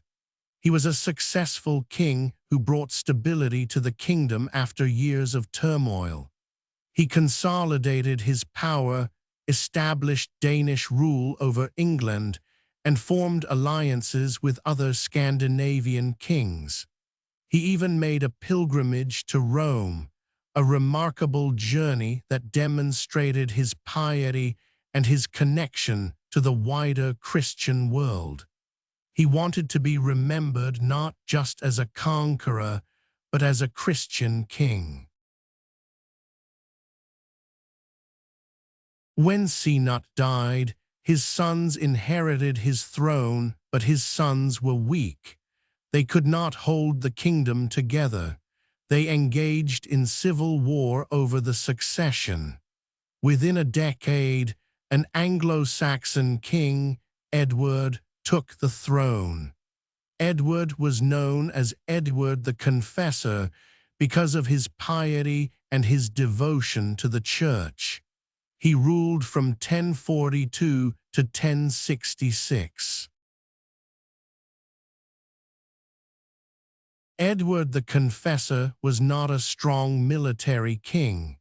He was a religious man who spent more time in prayer and in devotion to the church than in ruling the kingdom. He had no children, which would prove to be significant for the future of England. When Edward died in 1066, there was no clear heir to the throne. This succession crisis would lead to one of the most famous events in English history, the Norman Conquest. Across the Channel, in what is now northern France, there was a region called Normandy. The Normans were descendants of Vikings who had settled in France generations before. Over generations, they had become French. They had adopted the French language and French culture, but they had retained one thing from their Viking heritage. They were superb warriors and military commanders. They were also excellent administrators and organizers. The Duke of Normandy at this time was a man named William, who would become known as William the Conqueror. William was the illegitimate son of the previous duke. He had proven himself to be a skilled military commander and a capable administrator. He had conquered potential rivals and established himself as the absolute ruler of Normandy. William claimed that he had a right to be King of England. His claim came from his grandmother, who had been the sister of an earlier English king. This was a tenuous claim, stretching family relationships across generations, but William was determined to make good on it. He claimed that Edward the Confessor had promised him the throne. When Edward died in 1066, William gathered an army. He claimed that Edward had promised him the throne. He built a fleet of ships. He gathered an invasion force. He told his nobles that he was going to claim his inheritance, the throne of England. But the English had other ideas. The throne had been taken by a man named Harold Godwinson. Harold was an English noble, powerful and popular. He had been the right hand of the dying king. The English nobles and the bishops had declared Harold to be the new king. Harold was an Englishman, not a Norman. He represented the Anglo-Saxon kingdom of England. But William considered him a usurper. In William's eyes, the throne belonged to him, not to Harold, and William was determined to take what he believed was his. In the autumn of 1066, William's fleet crossed the Channel. Norman knights and soldiers landed in southern England on the beaches of Sussex. Harold gathered an army to oppose him. The two forces met at a place called Hastings, a town on the south coast. The Battle of Hastings was one of the most significant military engagements in English history. It was fought on the 14th of October, 1066. The Norman forces were well trained and disciplined. The English forces were brave but less organized. The battle lasted all day. It was fought with swords and lances, with archers and spears. The English fought from a defensive position on a hill. They formed a shield wall, warriors standing shoulder to shoulder, shields locked together, creating a wall that was difficult to penetrate. Behind this wall, they could defend themselves against attackers. The Normans attacked repeatedly, trying to break through the English lines. They sent cavalry charges up the hill. They sent archers to shoot arrows into the English ranks. Slowly, the English position was worn down. Warriors fell. The shield wall was broken in places. Toward the end of the day, Harold was killed. According to legend, he was killed by an arrow to the eye. A Norman archer shot an arrow high into the air, and it came down and struck Harold in the face, piercing his eye and killing him. With their king dead, the English army collapsed. The remaining English warriors fled. The Normans pursued them and cut them down. William had won. The Norman conquest of England was complete. The Norman conquest was a turning point in English history. William I, called William the Conqueror, became King of England. He ruled from 1066 to 1087, but he did not conquer England lightly. He faced considerable resistance. It took years of campaigning before all of England was firmly under his control. William reorganized the kingdom from top to bottom. He took land from the English nobles and distributed it to his Norman followers. This was not an act of mercy or generosity. It was a strategic move. By placing his supporters in positions of power and wealth, he ensured their loyalty. The Anglo-Saxon nobility was replaced by Norman nobility. The Norman nobles built castles throughout England, stone fortifications that were far more powerful than anything the Anglo-Saxons had built. These castles served as military strongholds, as administrative centers, and as symbols of Norman power. The most famous is the Tower of London, built by William himself. This fortress still stands today, a massive stone structure that has survived for more than 900 years, a reminder of the Norman Conquest. William also established a strong central government.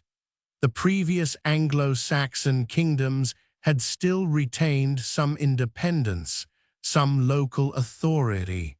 William changed this fundamentally. He made the king the supreme authority. All nobles were subordinate to the king. All land was ultimately the king's property, granted to nobles in exchange for military service and loyalty. The Norman Conquest brought French culture to England. Norman nobles spoke French, and gradually French became the language of the English court and the English nobility. For generations after the conquest, French and English coexisted in England, French as the language of the ruling class, English as the language of the common people. This division of languages lasted for hundreds of years. This is why English has so many French words today. Words like pork, beef, and mutton come from French. These were the words used by the Norman nobles to describe the meat they ate. The Anglo-Saxon peasants who tended the animals used English words, pig, cow, and sheep. The French-speaking noble ate pork from the pig. The English-speaking peasant raised pigs. Over time, as these two languages blended together, English absorbed thousands of French words. The Norman Conquest also brought new ideas about warfare and military organization. The Normans were masters of cavalry warfare, knights on armored horses, wielding lances and swords. The Normans had perfected the techniques of castle building and siege warfare. They had a sophisticated understanding of military strategy and tactics.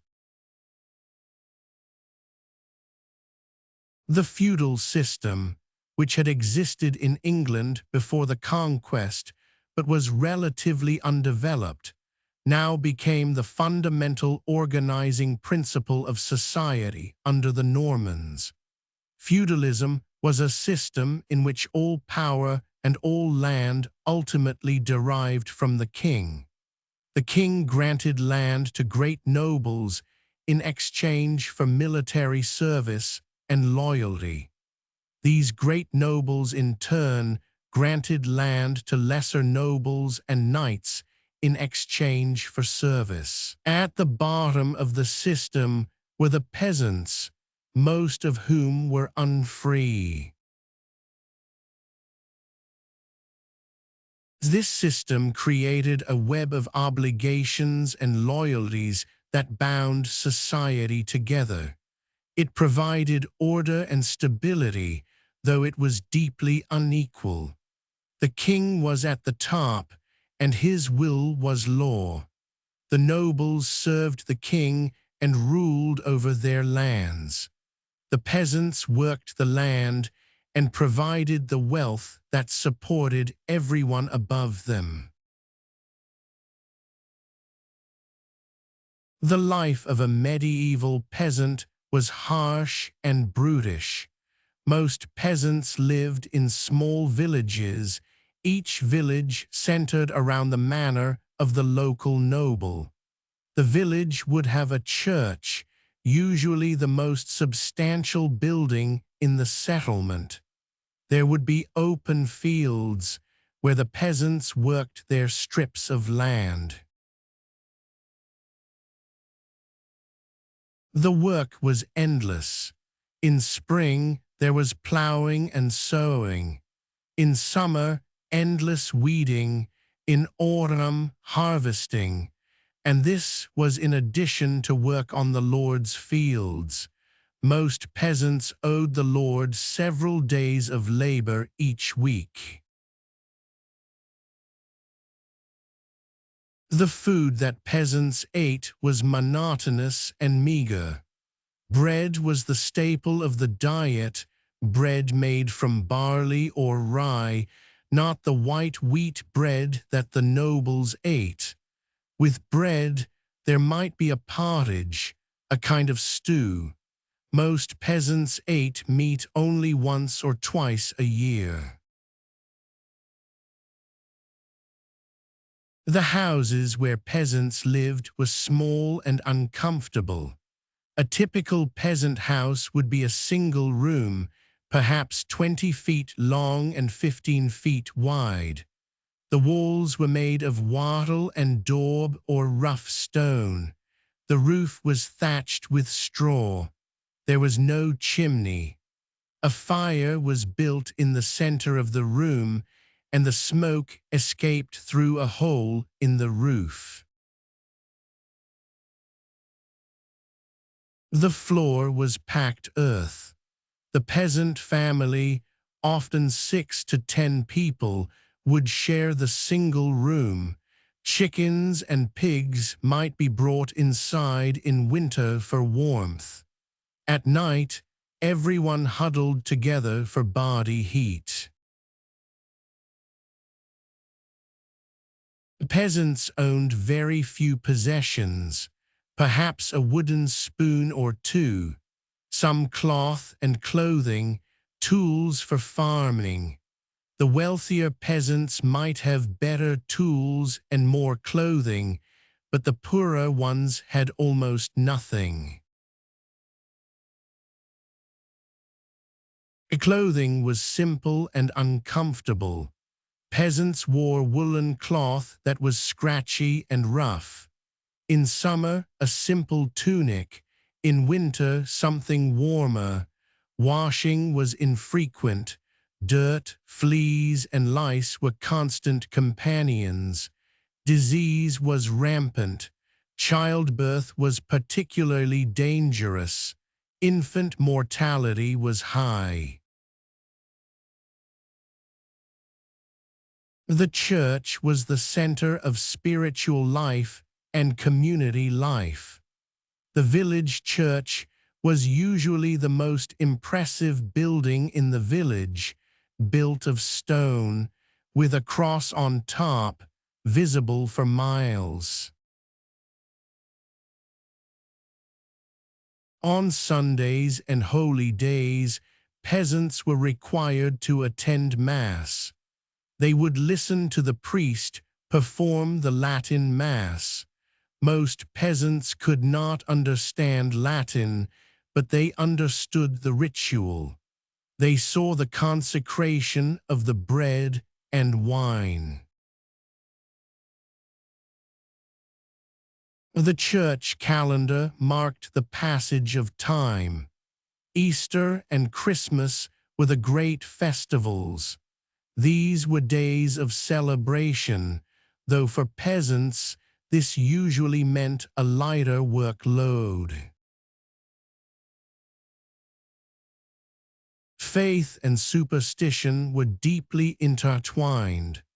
The church taught that the world was divided between the divine and the demonic, between heaven and hell.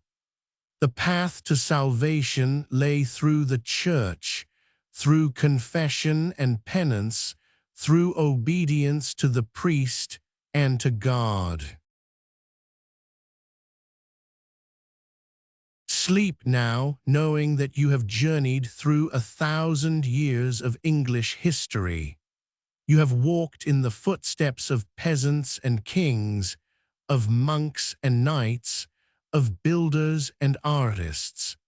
You have witnessed the transformation of a land from Roman province to Anglo-Saxon kingdoms to Norman Conquest to a unified medieval kingdom.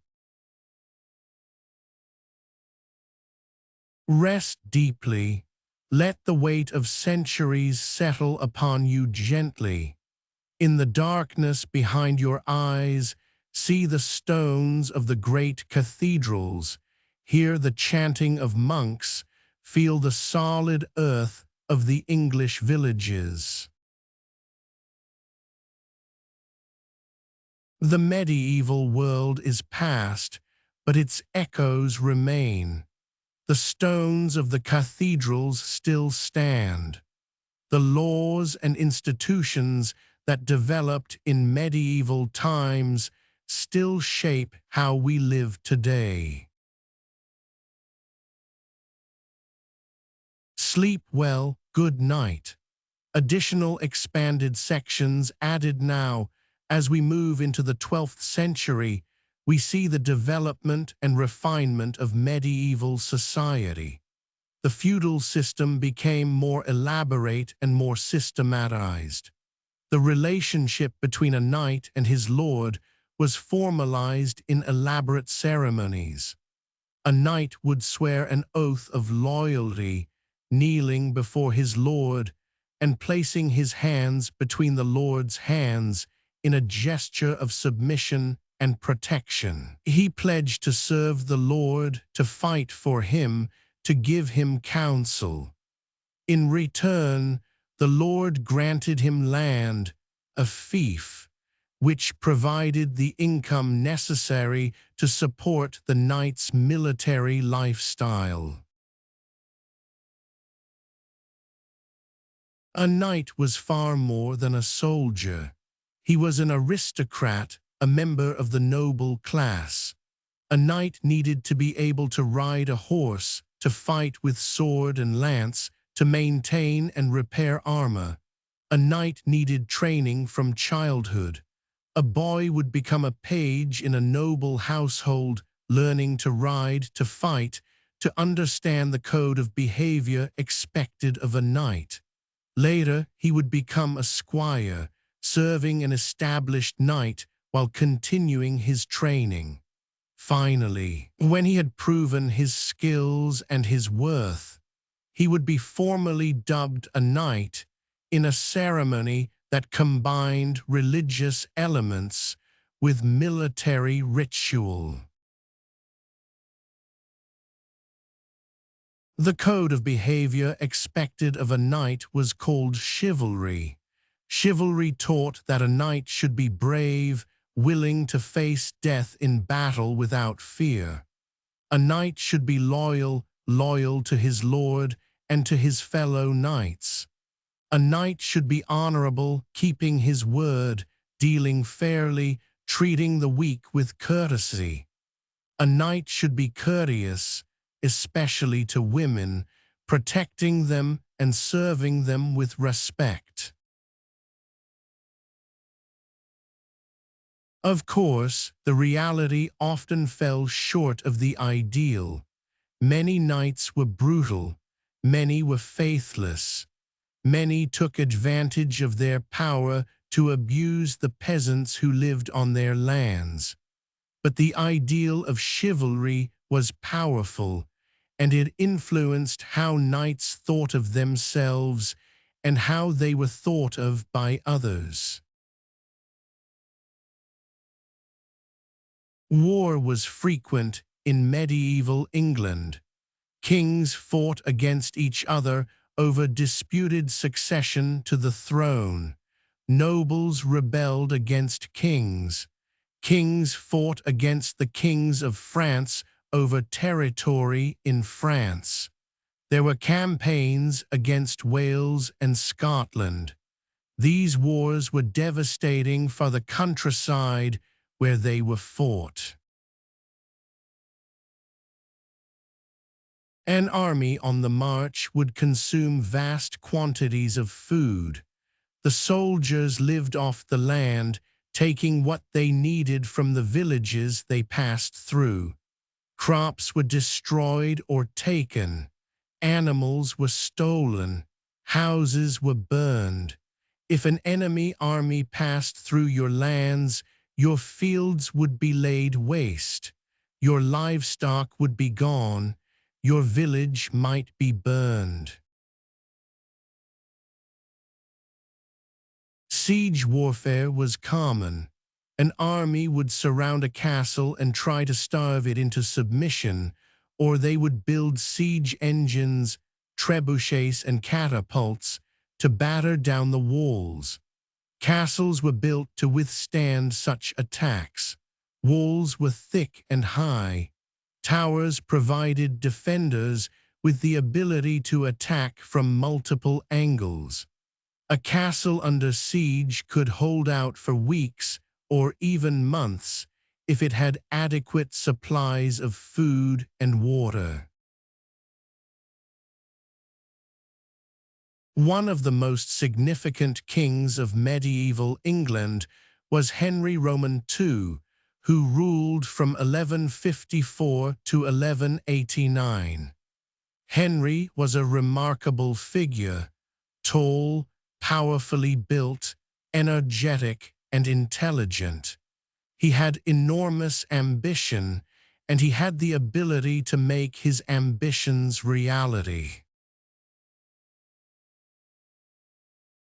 Henry inherited Normandy from his mother and Anjou from his father.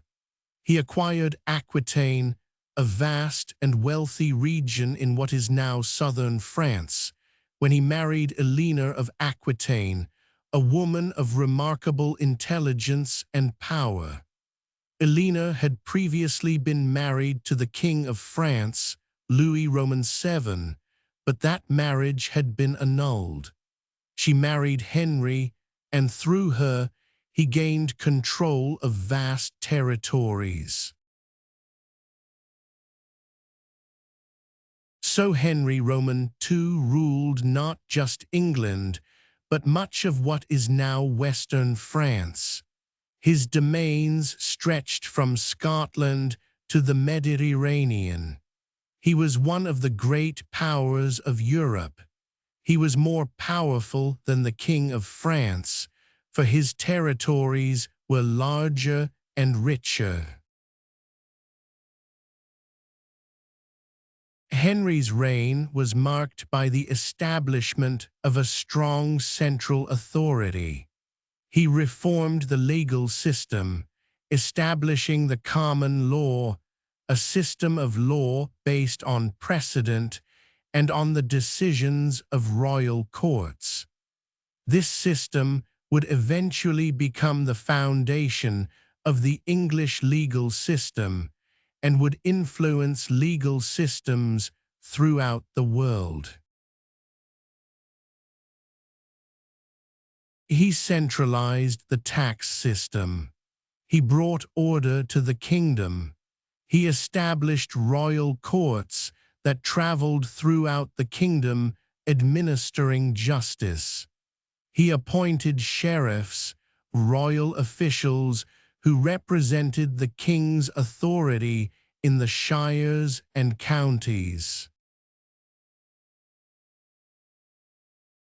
But Henry faced challenges from within his own family. His wife, Eleanor, was a strong-willed woman who bore him 8 children. The eldest was Henry, known as the Young King, but Henry Roman II delayed giving real power to his sons. The young king wanted to rule, wanted to have his own lands and his own authority, but his father would not allow it. This led to resentment and conflict. Eleanor supported her sons when they rebelled against their father. In 1173, encouraged by Eleanor and by the King of France, Henry's sons rose in rebellion against him. Henry, the young king, along with his brothers Richard and John, led forces against their father. The Civil War of 1173 lasted for months. It was a devastating conflict. Henry Roman II was forced to deal with threats on multiple fronts: his rebellious sons, the King of France attacking his territories in France, and his own nobles, some of whom joined the rebellion. But Henry was a capable military commander, and he defeated the rebellion. His sons were forced to submit. Henry then imprisoned Elena. She remained in captivity for years, confined in various castles, separated from her children. It was a harsh punishment for a woman who was accustomed to power and freedom. Elena was one of the most remarkable women of the medieval period, a queen in her own right, a patron of the arts, a woman of political power and ambition. But her husband took that power from her. The young king died young in 1183, leaving his brothers Richard and John as the surviving heirs. Richard, the second son, became the focus of his father's plans. Richard was a born warrior, fearless in battle, skilled with weapons.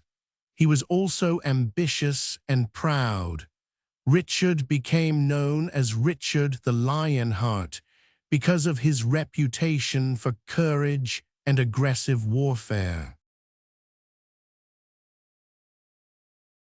But Richard's loyalty to his father was tested in 1189 when the King of France encouraged him to rebel. Richard joined forces with the French king, and together they attacked Henry Roman II. Henry was defeated and forced to agree to a humiliating peace. He died shortly afterward in 1189, a broken man. Richard became king and immediately departed for the Crusades. The Crusades were military campaigns fought by Christian powers against Muslim powers for control of the Holy Land. Richard was one of the most famous crusaders, a military genius who won remarkable victories against the Muslim forces. But while Richard was away fighting in the Holy Land, England was neglected. Richard was captured and held for ransom after the Crusades. He spent several years imprisoned in Austria, and his family had to raise an enormous ransom to secure his release. He ruled England from a distance and spent almost no time there. His younger brother John, meanwhile, was gaining power and supporters in England. When Richard died in 1199, killed by an arrow during a siege in France, his brother John inherited the throne. John was very different from his older brother. Where Richard was a great warrior, John was weak and indecisive. Where Richard inspired loyalty, John inspired distrust. John earned the nickname Soft Sword because of his perceived lack of military prowess and his failures in battle. John's reign was a disaster. He lost the English territories in France to the French king, Philip Augustus. He was unpopular with both the nobles and the common people. He was accused of mistreating his barons, of taking excessive taxes to finance unsuccessful wars, of seizing the property of nobles without legal cause. In 1215, a group of English barons rebelled against John. They captured London and forced the king to agree to a document that would limit his power and protect their rights. This document was called Magna Carta, the Great Charter. Magna Carta was revolutionary. In an era when kings were thought to be appointed by God and therefore essentially above the law, Magna Carta asserted that law should constrain even the king. Magna Carta said that the king could not levy taxes without the consent of the barons. It said that a free man could not be punished except according to the law of the land. It protected the rights of those accused of crimes to due process. Magna Carta was primarily concerned with the rights of the nobility, not with the rights of common people. But it established the principle that no one, not even the king, was above the law. This principle would eventually lead to democracy and constitutional government. John repudiated Magna Carta almost immediately, and this led to a civil war. John died in 1216, but his son Henry Roman III inherited the throne as a child. Henry was controlled by his barons, and Magna Carta was reissued several times, becoming an increasingly important symbol of the limitation of royal power. As Henry Roman III grew older, he attempted to assert greater royal authority. This led to conflict with his barons. Civil war erupted. During this war, a powerful and remarkable baron named Simon de Montfort emerged as the leader of the baronial opposition. Simon de Montfort was not an Englishman by birth. He was born in France, son of the famous Crusader, but he came to England and became a great landowner and a political figure. He came to represent the cause of limiting royal power and of giving the barons and eventually broader groups a voice in government.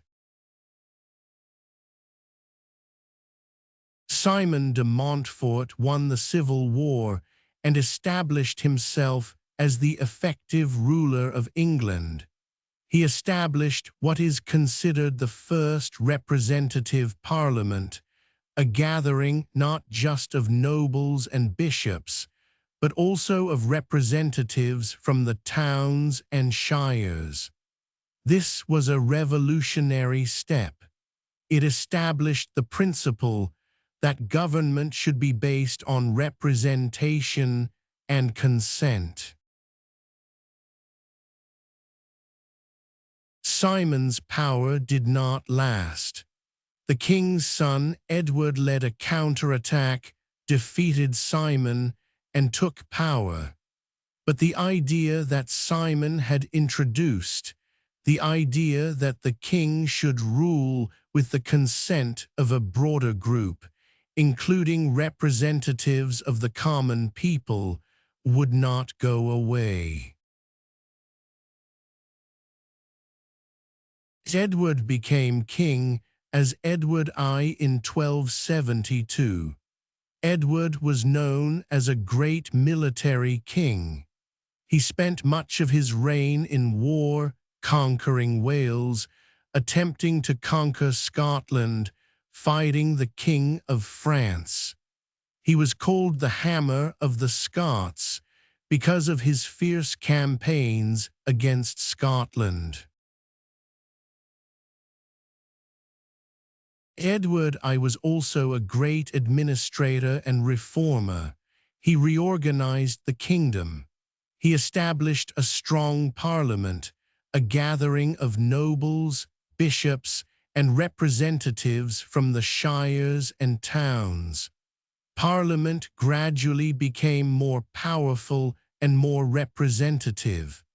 It was from this parliament that the House of Commons would eventually develop, and it was the foundation of representative democracy in England.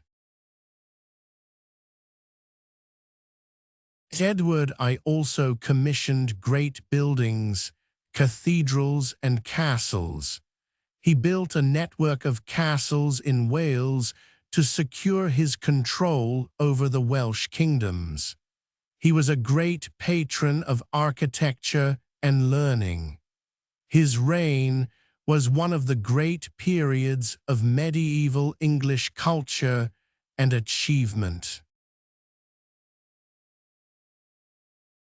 When Edward I died in 1307, his successors were weaker. His son Edward Roman II was unpopular and ineffectual. He was eventually deposed by his wife Isabella and her lover Roger Mortimer. This was shocking, a queen overthrowing her husband, but it demonstrated that royal power was not absolute and could be challenged. Edward Roman III, the son of Edward Roman II, was a stronger king. He established strong authority and initiated a long and devastating conflict with France, the 100 Years' War, which would dominate English history for more than a century. The 100 Years' War was fought over the question of who should rule France. The English kings claimed that they had a right to inherit the French throne because of their family connections. The French kings, of course, disagreed. The war was fought primarily on French soil, devastating the French countryside. It lasted on and off for more than 100 years. Great battles were fought Crécy, Poitiers, Agincourt, where English forces, using new tactics with archers and infantry, defeated much larger French armies. These battles demonstrated the power of a well-trained army using innovative tactics. The armored knight, once the dominant force on the battlefield, was gradually replaced by groups of infantry armed with longbows and eventually with early firearms. The 100 Years' War lasted more than a century. It was devastating not just for France, but for England as well. The cost was enormous. Taxes had to be raised repeatedly. The people suffered. Food shortages occurred as resources were diverted to the war effort. During the 100 Years' War, England also experienced internal conflict. The War of the Roses, a civil war between two noble families, the Lancastrians and the Yorkists, tore the kingdom apart in the mid-15th century. The two families both claimed the right to rule England. The Lancastrians had a red rose as their symbol. The Yorkists had a white rose, The war was long and bitter. Kings were killed in battle. Armies clashed. The nobility was divided into factions. Peasants suffered as armies marched through the countryside.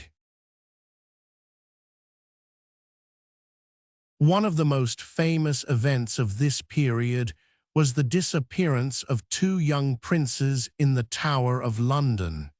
The princes were the young sons of a dead king. They were placed in the care of their uncle, the Duke of Gloucester. The uncle later declared that the boys were illegitimate and that he himself should be king. He became Richard Roman III. The two young princes disappeared, and their fate remains a mystery to this day.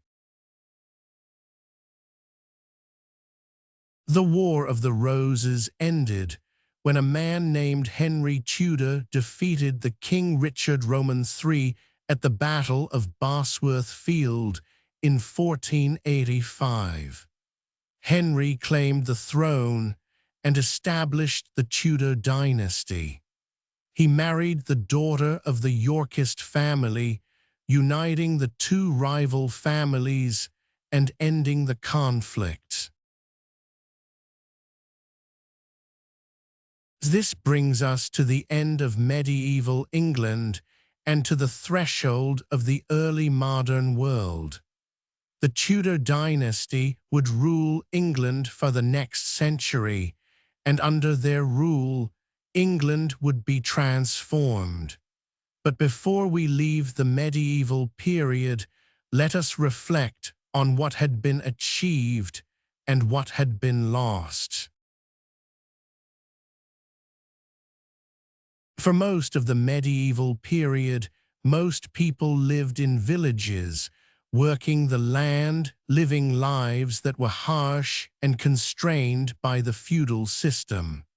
But this system, brutal as it was, also provided stability and order. People knew their place in the hierarchy. They knew what was expected of them. The church provided spiritual comfort and meaning. Gradually, over the medieval centuries, changes were occurring. The population was growing. More land was being cleared for farming. Villages were growing into towns. Trade was increasing.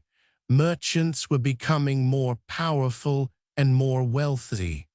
The rigid feudal system was beginning to break down.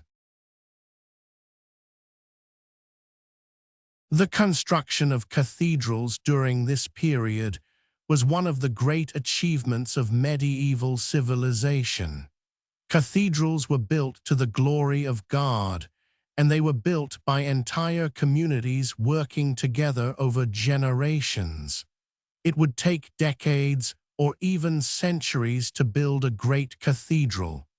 Workers would labor their entire lives on cathedrals they would never see completed. Yet they did it, driven by faith and by the desire to create something beautiful and enduring. The cathedrals were technological marvels for their time. They featured high vaulted ceilings, flying buttresses that allowed the walls to be built higher and thinner, large windows filled with stained glass. The stained glass windows told stories for a population that could not read. They depicted biblical scenes, the lives of saints, the hope of heaven, and the fear of hell. The light filtering through the colored glass created an atmosphere of otherworldliness, of contact with the divine. The great cathedrals of medieval England still stand today. Canterbury, with its magnificent Gothic architecture. York, one of the greatest cathedrals ever built. Durham, perched dramatically on a hill. Winchester, where medieval kings were crowned. These cathedrals have survived centuries of warfare, religious upheaval, and social change. They testify to the faith and the ingenuity of the medieval people who built them. Art and literature flourished in medieval England. The monks in monasteries copied manuscripts, preserving the knowledge of the ancient world and creating new works. Illuminated manuscripts, books with beautiful illustrations and decorations done by hand, were created. Poetry and stories were composed. The legends of King Arthur and his knights were popular, preserving a sense of the heroic past and an idealized code of chivalry. Music was an important part of medieval life. The Church developed a form of music called Gregorian chant, in which singers sang in Latin in unison, the voices blending together in a haunting and beautiful way. Secular music was played at feasts and celebrations. Musicians played harps, lutes, drums, and pipes. Dancing was a popular entertainment, though the Church often condemned it as sinful. As we approach the end of the medieval period, we see a gradual transformation occurring.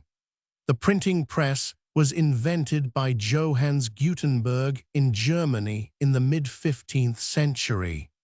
This revolutionary invention allowed books to be mass-produced for the first time. Books that had once been rare and expensive could now be produced in quantity. This would democratize knowledge and eventually lead to the scientific revolution and the Enlightenment. The discovery of the Americas by Christopher Columbus in 1492 would expand European horizons. The world was far larger than had been imagined. New possibilities, new trade routes, new lands to explore and exploit would change the world forever. The Protestant Reformation, beginning in the early 16th century, would challenge the authority of the Catholic Church. Martin Luther, an Augustinian monk, would post his 95 Theses on a church door in Wittenberg, protesting against the practices of the Church. This would lead to a religious revolution that would split Christianity and reshape Europe. These changes would not have been possible without the foundation that medieval England had built. The legal and governmental systems, the agricultural developments, the cultural achievements, the accumulated knowledge preserved in monasteries and cathedrals. All of this would be the foundation upon which the early modern world would be built. Medieval England was a world vastly different from our own. It was a world of faith rather than reason, of hierarchy rather than equality, of hardship rather than comfort. It was a world where most people never traveled more than a few miles from their birthplace, where the supernatural was as real as the physical, where death was always present and could come suddenly. Yet it was also a world of beauty and achievement. The cathedrals, the literature, the art, the music, These testify to human creativity and aspiration. The development of law and government, the gradual extension of rights, and the limitation of absolute power, these laid the foundation for the modern world.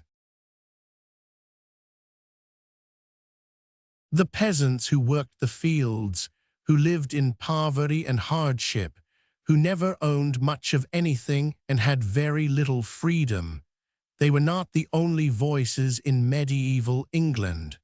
There were merchants and craftspeople in the growing towns.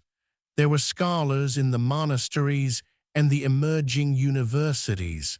There were knights and nobles living lives of relative luxury and power. There was the king, commanding armies and ruling vast territories. But all of these people, from the poorest peasant to the mightiest king, lived within a framework of Christian faith and feudal hierarchy. All of them believed that the world was ordered by God, that their place in that order was determined by circumstances of birth, and that their duty was to fulfill the role assigned to them. As you rest now, imagine yourself in a medieval village. Imagine the thatched-roof cottages with smoke rising from their chimneys. Imagine the church with its stone tower dominating the landscape. Imagine the fields stretching out in neat strips, each strip worked by a different peasant family. Imagine the sound of a church bell calling people to prayer, its deep voice carrying across the fields. Imagine the smell of wood smoke and of animals in the barn. Imagine the feel of rough woolen cloth against your skin. Imagine the simple food, bread and pottage, seasoned with salt and herbs. Imagine the cold in winter, when heat from the fire barely reaches the corners of the small house. Imagine a peasant family gathered around the fire on a winter evening. The parents and the children and perhaps a grandparent all crowded into the single room. The light from the fire casting dancing shadows on the walls. Someone telling a story of saints and miracles, or perhaps a folk tale passed down through generations. Someone singing a song, the sense of community and belonging despite the hardship of the life. Imagine a great cathedral under construction, the stone rising higher and higher, year after year, generation after generation. Imagine the workers climbing the scaffolding, setting stones, carving decorations. Imagine the sound of tools on stone. Imagine the pride they feel in being part of something that will outlast them, that will stand as a monument to God and to human achievement. This was medieval England, a world of contrasts, of suffering and achievement, of darkness and light, of mortality and aspiration. It was a world that shaped the modern world we inhabit today. Every building, every law, every custom in modern England has roots in the medieval past. Sleep now, knowing that you have journeyed through more than 1,000 years of English history. You have walked in the footsteps of peasants and kings, of monks and knights, of builders and artists. You have witnessed the transformation of a land from Roman province to Anglo-Saxon kingdoms to Norman Conquest to a unified medieval kingdom that began to discover its own identity and its own power. Rest deeply. Let the weight of centuries settle upon you gently. In the darkness behind your eyes, see the stones of the great cathedrals, hear the chanting of monks, feel the solid earth of the English villages. See the knights in their armor riding through the countryside. See the peasants in their fields. See the kings in their courts ruling their kingdoms. The medieval world is past, but its echoes remain in the landscape and in the story of a people. The stones of the cathedrals still stand. The laws and institutions that developed in medieval times still shape how we live today. The English language still carries the marks of the Norman Conquest, with thousands of French words woven throughout its vocabulary. Sleep well, rest deeply. Tomorrow you will wake refreshed, but tonight you belong to the medieval world. Sleep now. Good night. Deep expansion, additional medieval detail now. Let us return to an earlier time and explore in greater depth the daily realities of medieval life that we have only glimpsed. In the villages of medieval England, the rhythm of life was determined entirely by the agricultural calendar. Spring began with Candlemas in February, a time of purification and hope. This was the time when the long winter was finally ending, when the stored grain from the previous autumn was running low, when hunger was often most acute. People's diet during winter was thin and monotonous: dried peas and beans, stored root vegetables like turnips and parsnips, dried herbs, and always the bread, the constant bread. As spring advanced, the first green plants began to appear. Wild plants like nettles and sorrel could be gathered and eaten. These greens were precious because they contained nutrients that the winter diet lacked. Animals that had been kept confined over winter were let out to pasture. Cattle and sheep and pigs began to regain their strength after the lean months. By late spring, the time for plowing and planting had arrived. The heavy plow pulled by oxen would turn the soil. The word ox comes from an Anglo-Saxon word, and oxen were the most valuable animals on a medieval farm. A strong pair of oxen could pull a plow, could carry heavy loads, and their meat, when they finally became too old to work, provided valuable food. A peasant without oxen would have to borrow them from the lord, paying a fee for their use. The soil of England is heavy and clay-based in many regions, and ploughing this soil required tremendous effort. It took several oxen and a strong man guiding the plow to turn it over. As the plow opened the earth, other workers followed behind, breaking up the clods of earth, working it into a finer consistency suitable for planting. The seeds were sown by hand, scattered across the prepared field. This was laborious work. A sower had to judge the spacing carefully, had to know how much seed to throw with each motion, had to distribute it evenly across the field. Too much seed was wasteful and reduced the harvest. Too little seed meant fewer plants and a smaller harvest. In summer, the work became the endless battle against weeds. Weeds grew faster and more vigorously than the crops. They competed for water, for nutrients, for sunlight. Weeding had to be done repeatedly throughout the summer.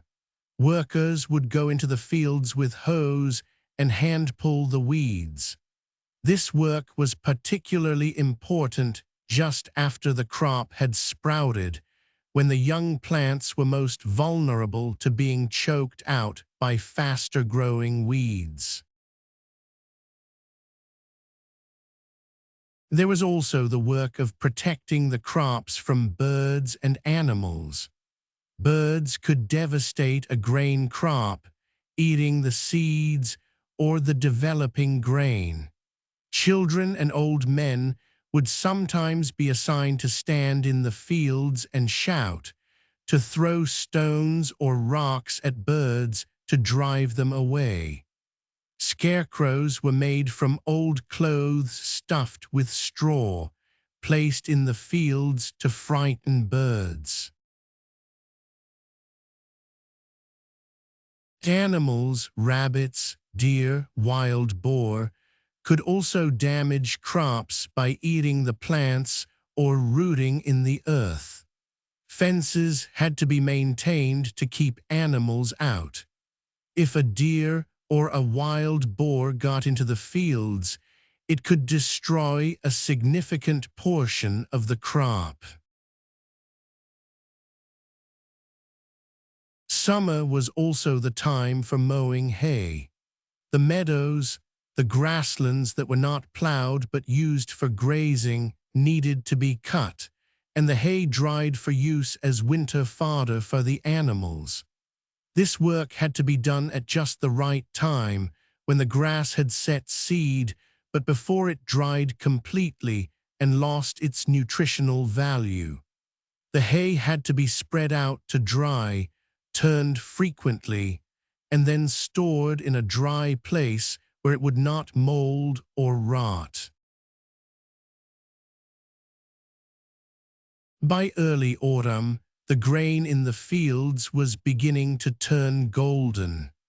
The kernels were hardening, the grain ripening. The crucial moment was approaching, the harvest. Everything that had been done all spring and summer now came down to successfully bringing in the crop before bad weather could damage it. The harvest was the most intense period of the year. Everyone who could work would go to the fields. The grain had to be cut down by hand with sickles or scythes. These tools were sharp and efficient, but using them all day was exhausting work. The stalks would be cut close to the ground, and they would be gathered into bundles called sheaves. The sheaves would be carried to the threshing floor, usually located near the barn. Here, the grain had to be separated from the chaff, the worthless husks that surrounded the kernel. This was done by laying the sheaves on the floor and beating them with a flail, a tool consisting of a wooden handle with a shorter wooden club attached by a leather hinge. The beating would loosen the grain from the chaff. Then the grain would be winnowed, tossed into the air so that the heavy grain would fall back down, while the light chaff would be carried away by the wind. This work had to be completed before winter came. If the harvest was still in the fields when the first heavy frost came, it would be lost. If the grain was not stored properly, it could rot or be eaten by rats and mice. The pressure during harvest was intense, and the work was desperately hard. Harvest time was also a time of hope and anxiety. If the harvest was good, there would be plenty to eat over the winter. If the harvest was poor, there would be hunger and possible starvation. Some years, disease or pests would devastate the crop. Some years, bad weather, too much rain, or a drought would reduce the yield. The threat of famine was always present in medieval England. Bad harvests could occur, and when they did, entire villages could face starvation. There was no way to transport food from regions with surplus to regions with shortage. There was no emergency food assistance. When the crops failed, people starved. The peasants understood the fragility of their existence. They knew that their survival depended on the weather, on the soil, on the success of the harvest. This knowledge shaped their entire worldview. They turned to the church and to God for protection and assistance. They believed that good harvests were a sign of God's favor, that bad harvests were a punishment for sin. The relationship between the peasant and the church was complex. The church taught that peasants should accept their station in life, that poverty and hardship were the lot of common people, that bearing this hardship with patience and faith would be rewarded in heaven.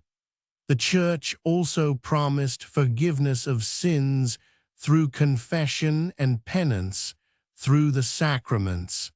This was comforting to people living difficult lives. But the church also exploited peasants. The local church would demand a tithe, typically 10% of the harvest. This was a significant portion, and in years when the harvest was poor, paying the tithe could mean the difference between surviving the winter and starving. The church also charged fees for sacraments, for baptisms, for marriages, for burials.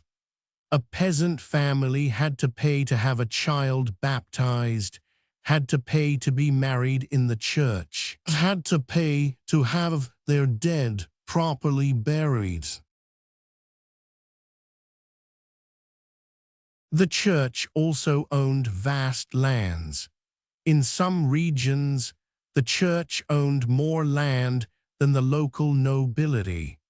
Peasants living on church lands were subject to the same feudal obligations as peasants living on noble lands. They owed labor service to the church. They had to use the church's mill to grind their grain and pay a fee for doing so. Yet the church was also a source of learning and culture. The monasteries preserved knowledge. The cathedrals and churches were often the most beautiful buildings in a region. The art and decoration that the church commissioned, the stained glass, the stone carvings, the illuminated manuscripts, represented some of the finest human achievement. The church was also a place of refuge. A person could claim sanctuary in a church and be protected from persecution or violence. A peasant could escape the bonds of serfdom by entering a monastery or a convent, while most people remained bound to the land and to their lords throughout their lives. The possibility of escape through the church did exist. Now let us consider the lives of the nobility and the knights. While peasants lived in one-room hovels, the nobility lived in castles and fortified manors. A typical castle would have a high stone wall surrounding the entire complex. Inside the wall would be numerous buildings: the great hall where the lord lived, a kitchen, storage buildings, workshops, stables, barracks for soldiers. The great hall was the center of life in a castle. It was a large, impressive room with a high ceiling and a large fireplace. Here the lord sat at a high table on a raised dais, with his family and his most important followers. Below the salt, as the saying went, referring to the salt cellar that marked the division between the high table and the rest. The other inhabitants of the castle sat at long tables and ate the same food that the lord ate, though served after the lord and his family. A castle might house 100 people: the lord and his family, soldiers and knights, servants and workers, craftspeople like blacksmiths and carpenters. These people ate together, worked together, and shared a sense of community and purpose. Food in a noble household was more abundant and more varied than in a peasant household. There would be bread, but it would be made from white wheat, not the coarser barley or rye that peasants ate. There would be meat: mutton from sheep, pork from pigs, beef from cattle, venison from deer hunted in the Lord's forest. There would be fish on days when the church prescribed abstinence from meat. There would be fresh vegetables in summer, stored vegetables in winter. Feasts were important events in noble life. When a lord wanted to celebrate a victory, or to honor a visiting dignitary, or to show his power and wealth, he would host a feast. Dozens or hundreds of people would gather. There would be elaborate food, multiple courses, unusual dishes, exotic spices imported from far away. There would be entertainment: musicians, jugglers, jesters, minstrels who would tell stories and sing songs. These feasts were public displays of power. A lord who could provide abundant food and entertainment was demonstrating his wealth and his authority. The feast reinforced the hierarchical order. The lord sat at the high table. The nobility sat at better tables. The common people sat at the end of the hall or stood and watched.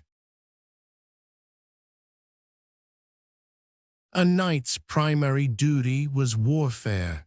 He had to be ready to fight whenever his lord called upon him. Knights fought on horseback, using lances and swords and bows. They wore armor that evolved over the medieval period, becoming progressively more sophisticated and more effective. A knight's armor in the early medieval period might consist of a tunic of mail overlapping rings of metal sewn onto a leather backing. This provided good protection against swords and arrows. Later, as metalworking techniques improved, full plate armor was developed, shaped plates of steel that covered the entire body and provided excellent protection. A suit of full plate armor was incredibly expensive. Only the wealthiest knights could afford it. It would be custom-made for a particular knight, shaped to fit his body. A suit of full plate armor might cost as much as a small farm. It had to be maintained, polished to prevent rust, repaired when it was damaged. Wearing full plate armor was physically demanding. A knight in full armor might weigh 300 pounds or more. Moving in such armor required enormous strength and years of practice. A knight would begin his training as a boy, gradually building the strength and the skill necessary to fight in full armor. A knight also needed a horse. A destrier, a warhorse, was a large, powerful animal bred for centuries to be strong and aggressive. A good warhorse was nearly as expensive as a suit of armor. A knight's horse had to be trained to fight, to charge into the mass of enemy soldiers, to wheel and turn as the knight directed. Beyond the practical aspects of warfare, knights were also expected to embody certain virtues. The code of chivalry was not just a set of rules for fighting. It was a complete code of behavior that governed how a knight should live. A knight should be loyal to his lord. This loyalty was the foundation of the feudal system. A knight swore an oath to serve his lord, and this oath was sacred. Breaking an oath was considered shameful and dishonorable. A knight should be brave. He should not fear death, should be willing to ride into battle knowing that he might die. Courage was one of the greatest virtues a knight could possess.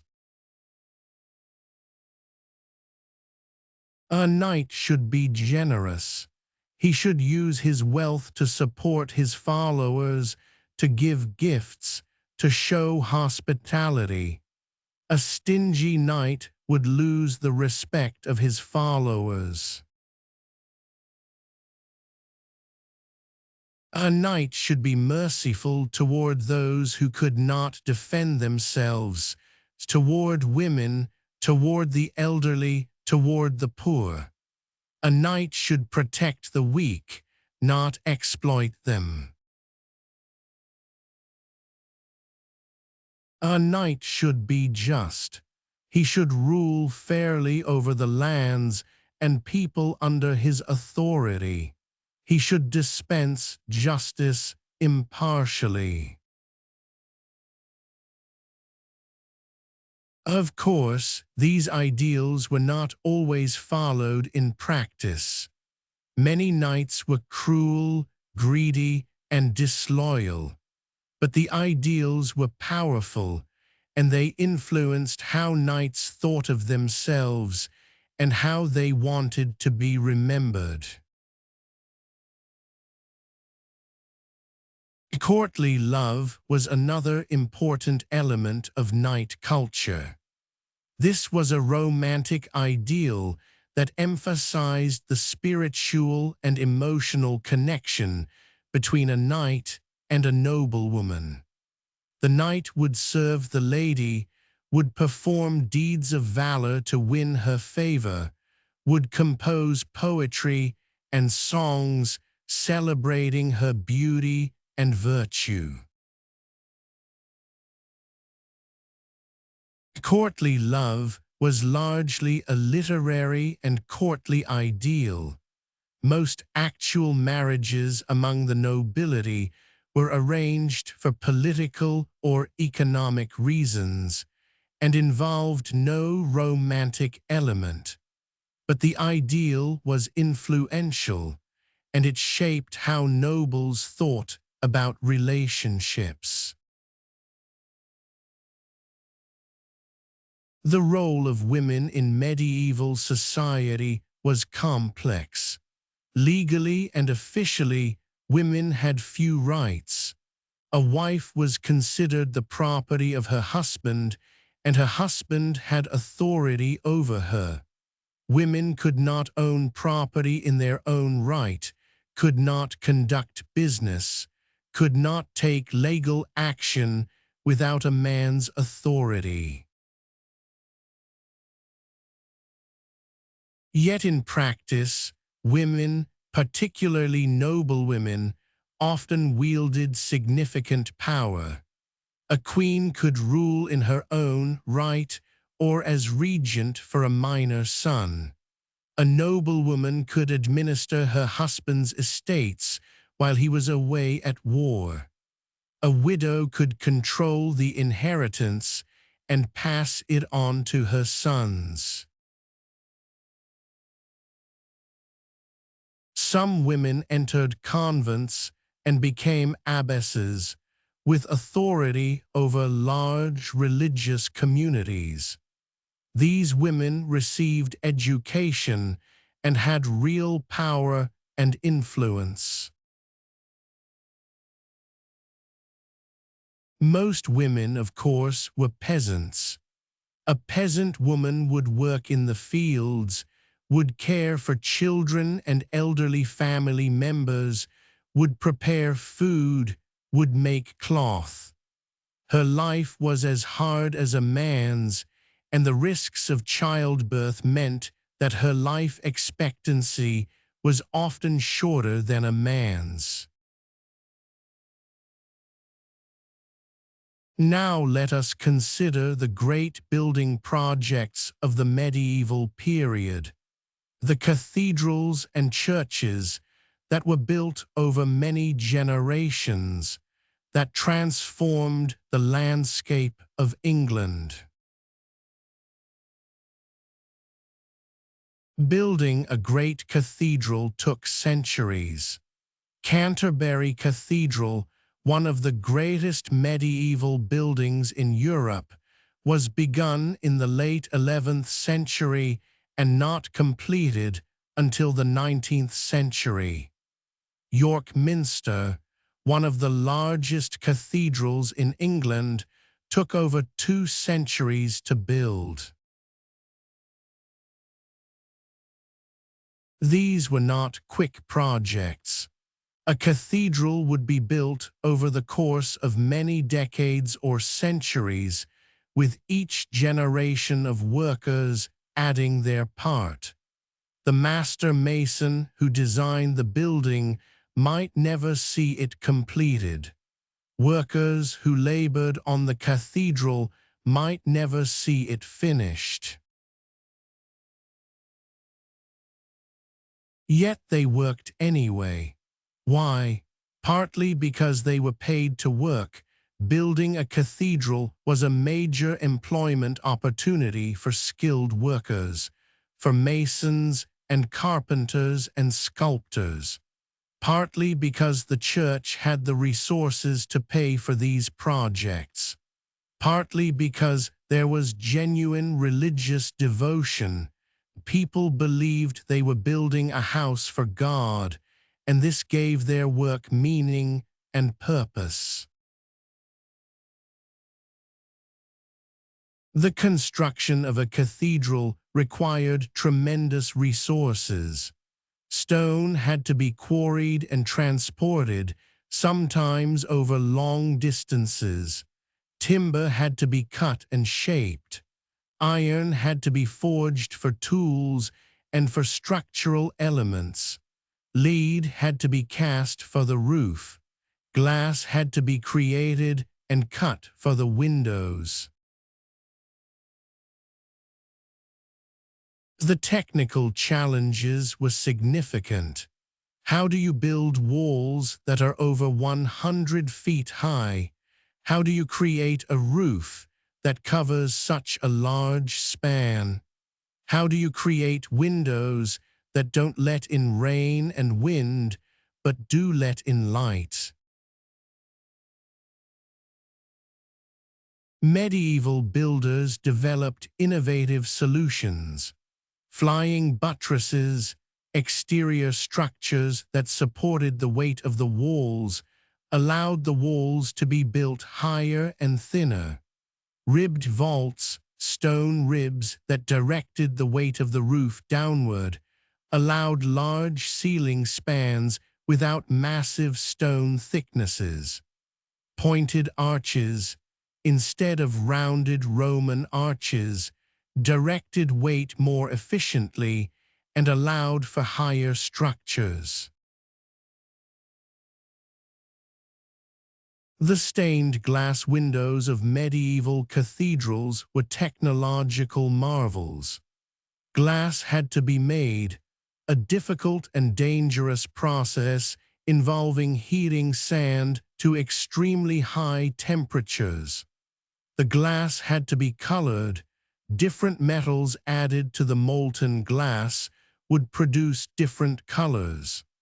The glass had to be cut to shape, and joined together with lead came strips of lead that held the glass pieces together. A large cathedral might have hundreds of stained glass windows. Each window might have hundreds of individual pieces of glass. Creating all of these windows was an enormous project requiring specialized workers and years of labor. The images in stained glass windows were carefully designed to convey religious teachings. Scenes from the Bible were depicted, lives of saints were shown. Heaven was depicted as a place of glory and light. Hell was depicted as a place of torment and darkness. For a population that could not read, the stained glass windows were a visual Bible. They taught religious stories and moral lessons. They also inspired awe and wonder. Standing inside a great cathedral with sunlight streaming through the stained glass windows must have been an overwhelming and spiritual experience. The stone carving in medieval cathedrals was also remarkable. Elaborate ornaments decorated the building. Statues of saints and biblical figures were placed around the exterior. Gargoyles, fantastic creatures, were carved as water spouts and decorative elements. The intricate stone work required tremendous skill and years of training. Building a cathedral was thus a community project. It employed workers. It involved multiple trades: masons, carpenters, metalworkers, glassmakers, sculptors. It took generations of effort. The result was a building that would last for centuries and would be recognized as one of the greatest achievements of the civilization that created it. As we near the end of our journey through medieval England, reflect on the profundity of the transformation that occurred. The Roman province that was abandoned in 410 became a land of Germanic kingdoms. These kingdoms were eventually unified into England. England developed its own culture, its own identity, its own legal and governmental systems. The pagan Germanic gods were replaced by Christianity. The written Latin was replaced by written English. The urban Roman civilization was replaced by an agricultural feudal civilization. Yet much was preserved. The great cathedrals preserved in stone the architectural knowledge of Rome. The monasteries preserved the learning of Rome and of ancient Greece. The Roman roads, though no longer maintained, were still visible in the landscape. And gradually, as we have seen, England developed and changed.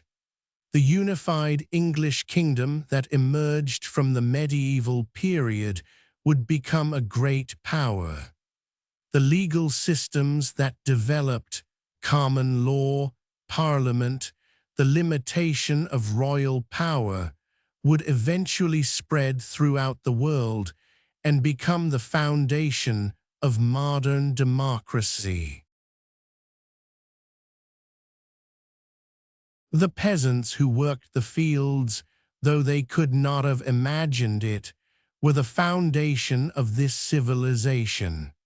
Their labor produced the wealth that supported the nobility, the church, the kings. Their labor built the churches and cathedrals. Their descendants would eventually rise in status, would become merchants and craftspeople and professionals. Now, as we bring this long journey to a close, imagine yourself walking through the countryside of medieval England at dusk. The sun is setting, painting the sky in shades of red and gold. In the distance, you see the spire of a church rising above the trees, its cross silhouetted against the darkening sky. You pass through a village. Smoke rises from the chimneys of the small houses. You hear the sound of children playing, of animals in their pens, of people preparing for the night. The church bell is ringing, calling the faithful to evening prayer. You walk through the fields, now empty of workers, the crops growing tall in the fading light. You imagine the work that has gone into these fields, the generations of labor, the hopes and fears of the peasants who work here. You come to a high hill, and from here you can see miles of countryside. Villages dot the landscape. Castles stand on high points, and in the distance, you see the spires of a cathedral, a great building that rises up as if reaching toward heaven itself. This is medieval England, a world of faith and hardship, of beauty and suffering, of aspiration and limitation. It is a world that gave birth to the modern world. Every law, every institution, every tradition in modern England has roots in the medieval past. Sleep now, you have journeyed through more than 1,000 years of history. You have seen kingdoms rise and fall. You have watched civilizations transform. You have witnessed the dreams and struggles of countless people across centuries. Rest deeply. Let sleep carry you away from the medieval world and into dreams. Let the weight of history rest gently on you, not as a burden, but as a connection to all those who came before, all those who built the world we inhabit today. Sleep well, good night. Final extension, comprehensive historical synthesis. Before we depart, let us pause and consider some of the great questions of the medieval period. Questions that puzzled people then and that still fascinate historians today. How did a civilization change from one fundamental type to another? How did Roman Britain become Anglo-Saxon England? How did pagan Germanic kingdoms become Christian medieval kingdoms? How did scattered kingdoms become a unified nation? The answer is that change was not sudden or complete, but gradual and complex. There were moments of dramatic transformation, the Roman withdrawal, the Norman Conquest, but these moments built upon gradual changes that had already occurred. When Rome left Britain, the island did not immediately transform. The cities continued to exist, even as they gradually emptied. Christianity continued, even as paganism persisted. When the Normans conquered England in 1066, they did not replace the entire population. They did not destroy the English language overnight. Rather, they imposed themselves as a new ruling class. Over generations, the Norman French and the Anglo-Saxon English blended together. The Norman nobles learned to speak English. The English people learned French words. Gradually, a new culture emerged that was neither purely Norman nor purely Anglo-Saxon, but a blending of both. This process of cultural change and blending is ongoing even today. Modern English is a blending of Anglo-Saxon English and Norman French, with influences from the Vikings and from other sources. Modern English law is a blending of Roman law and Germanic law and Christian principles. Modern English identity is a blending of many influences. Another great question is, what caused the decline of Roman civilization? Why did Rome abandon Britain? Why did the complex Roman system of administration and law collapse? The traditional answer is that barbarian invasions destroyed Roman civilization. But this is too simple. Rome had dealt with barbarian threats for centuries. What had changed was that Rome was under pressure from too many directions at once. The Roman Empire was simply too large to defend all of its borders simultaneously. At the same time, the Roman economy was struggling.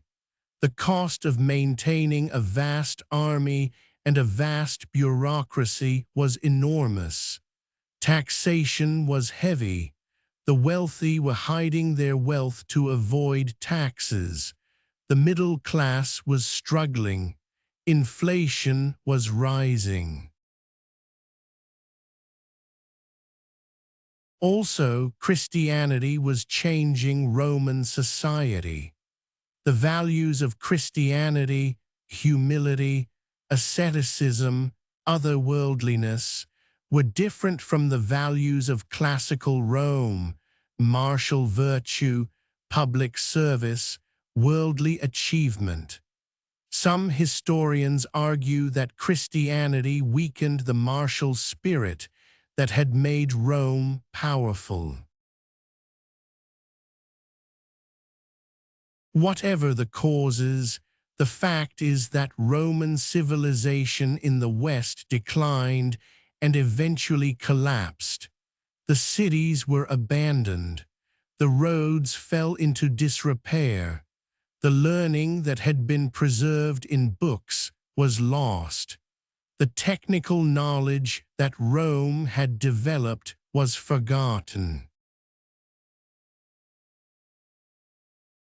Yet Rome was not entirely destroyed. The Church preserved Roman learning. Latin remained the language of the Church and of scholarship. Roman law influenced the legal systems that developed in medieval Europe. Roman engineering still stands in the form of roads and aqueducts that survived the fall of Rome. In England specifically, Roman civilization was replaced by Anglo-Saxon civilization. But the sites where Roman cities had been often became the sites of new towns. Londinium became London. Many of the Roman roads were still used, even though they were no longer maintained. Another great question concerns the role of the Church in medieval civilization. Was the Church a force for good, preserving learning and culture, and providing spiritual guidance? Or was the Church a force for oppression, exploiting the peasants and suppressing human freedom? The answer is that the Church was both. The Church did preserve learning and create beautiful art and architecture. Monks did copy manuscripts that preserved classical knowledge. Cathedrals did inspire awe and religious devotion. The Church did provide comfort to people living difficult lives. But the Church also exploited peasants, extracting tithes and fees from people who could barely feed themselves. The Church suppressed dissent and questioned about doctrine. The Church sometimes allied itself with oppressive rulers. The Church was a complex institution, with both positive and negative effects. It is too simple to say that the Church was purely good or purely bad. Another question concerns the nature of feudalism and whether it was progressive or oppressive. Feudalism bound peasants to the land and gave them few rights. In that sense, it was oppressive, but it also provided stability and order. It provided protection. The lord was responsible for protecting his peasants. It provided some security of tenure. The peasant could not be arbitrarily removed from the land. By contrast, in the late Roman Empire and the early medieval period, slavery was common. Many peasants were slaves, with no rights at all and no security. Feudalism, while still oppressive, was an improvement in that peasants had some rights and some security.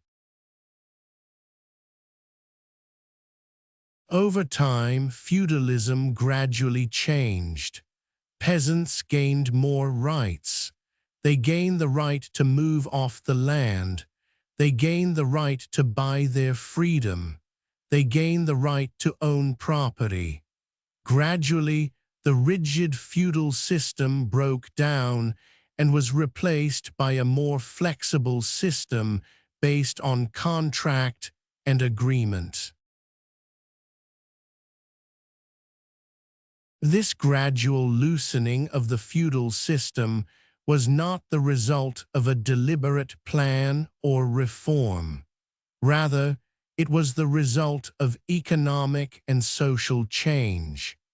As towns grew and trade increased, there were economic opportunities for peasants outside the feudal system.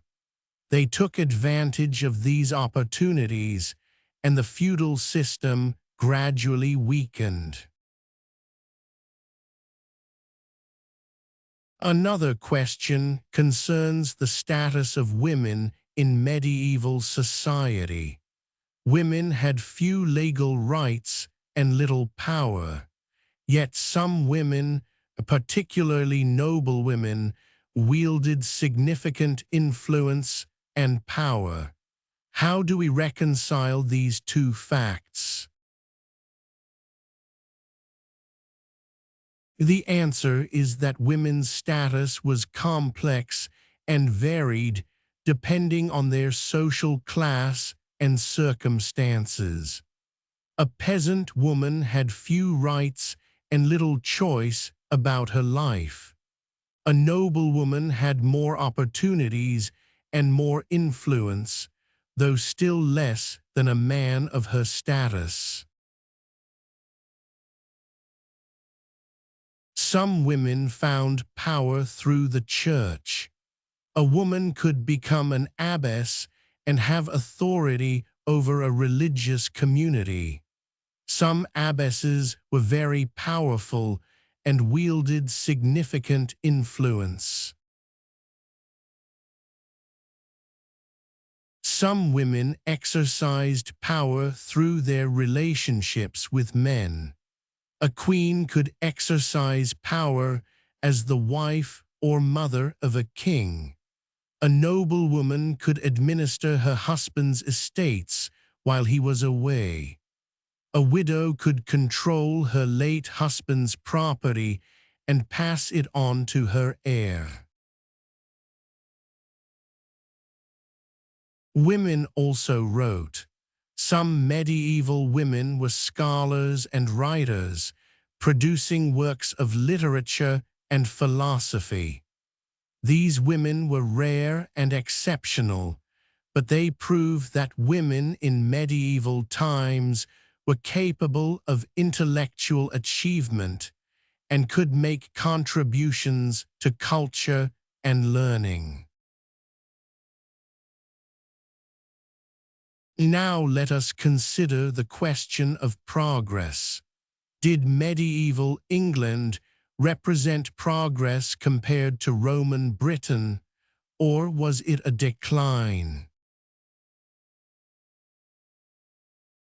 In material terms, medieval England was less advanced than Roman Britain. Roman cities were larger and more sophisticated than medieval towns. Roman roads were better engineered than medieval roads. Roman agriculture was more developed and produced higher yields. But in other ways, medieval England represented progress.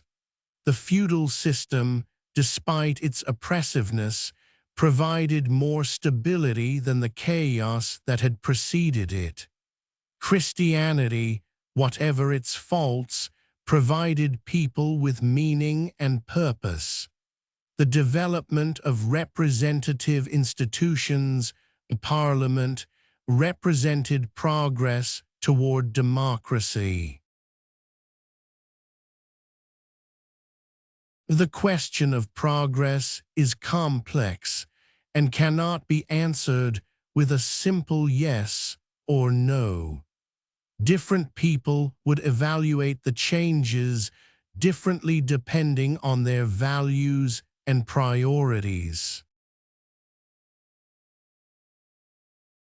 Now, as we conclude our journey through medieval England, let us consider what we can learn from this distant past.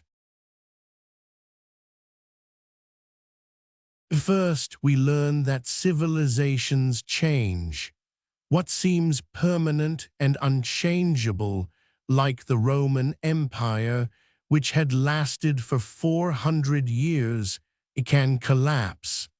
Societies are not fixed and eternal. They change over time. Second, we learn that change is often gradual and complex. Major transformations do not happen overnight.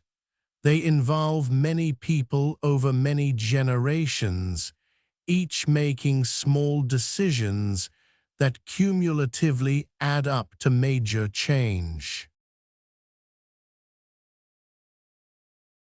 Third, we learn that institutions matter. The development of the common law and of Parliament in medieval England had consequences that extended far into the future.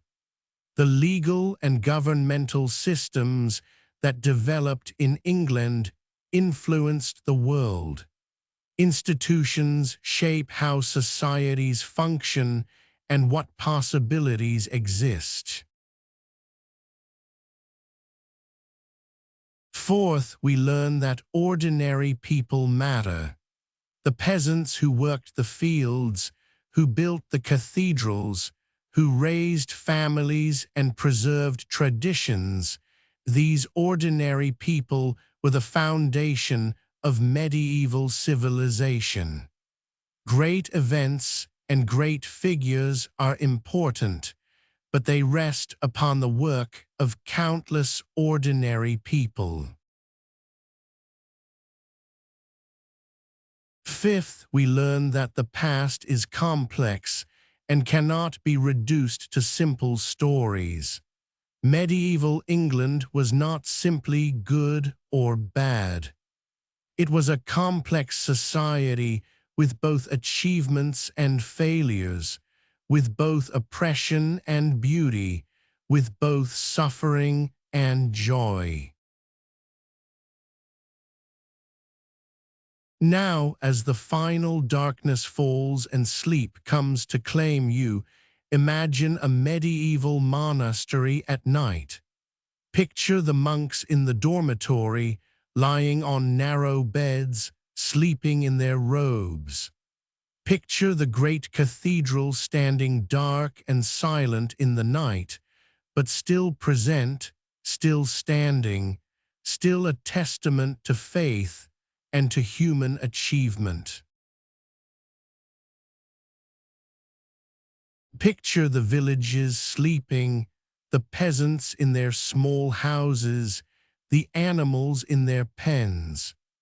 Picture the stars above, the same stars that shone over medieval England, that guided sailors, and that inspired wonder in the hearts of people living 800 years ago. Picture the roads, some of them still Roman roads, still carrying travelers from one place to another. Picture the forests, the fields, the rivers. Picture England as it was in medieval times, and imagine the millions of lives that were lived in that world, the hopes and fears and dreams of people who lived and died, and left behind only the faintest traces of their existence. Yet they built cathedrals that still stand.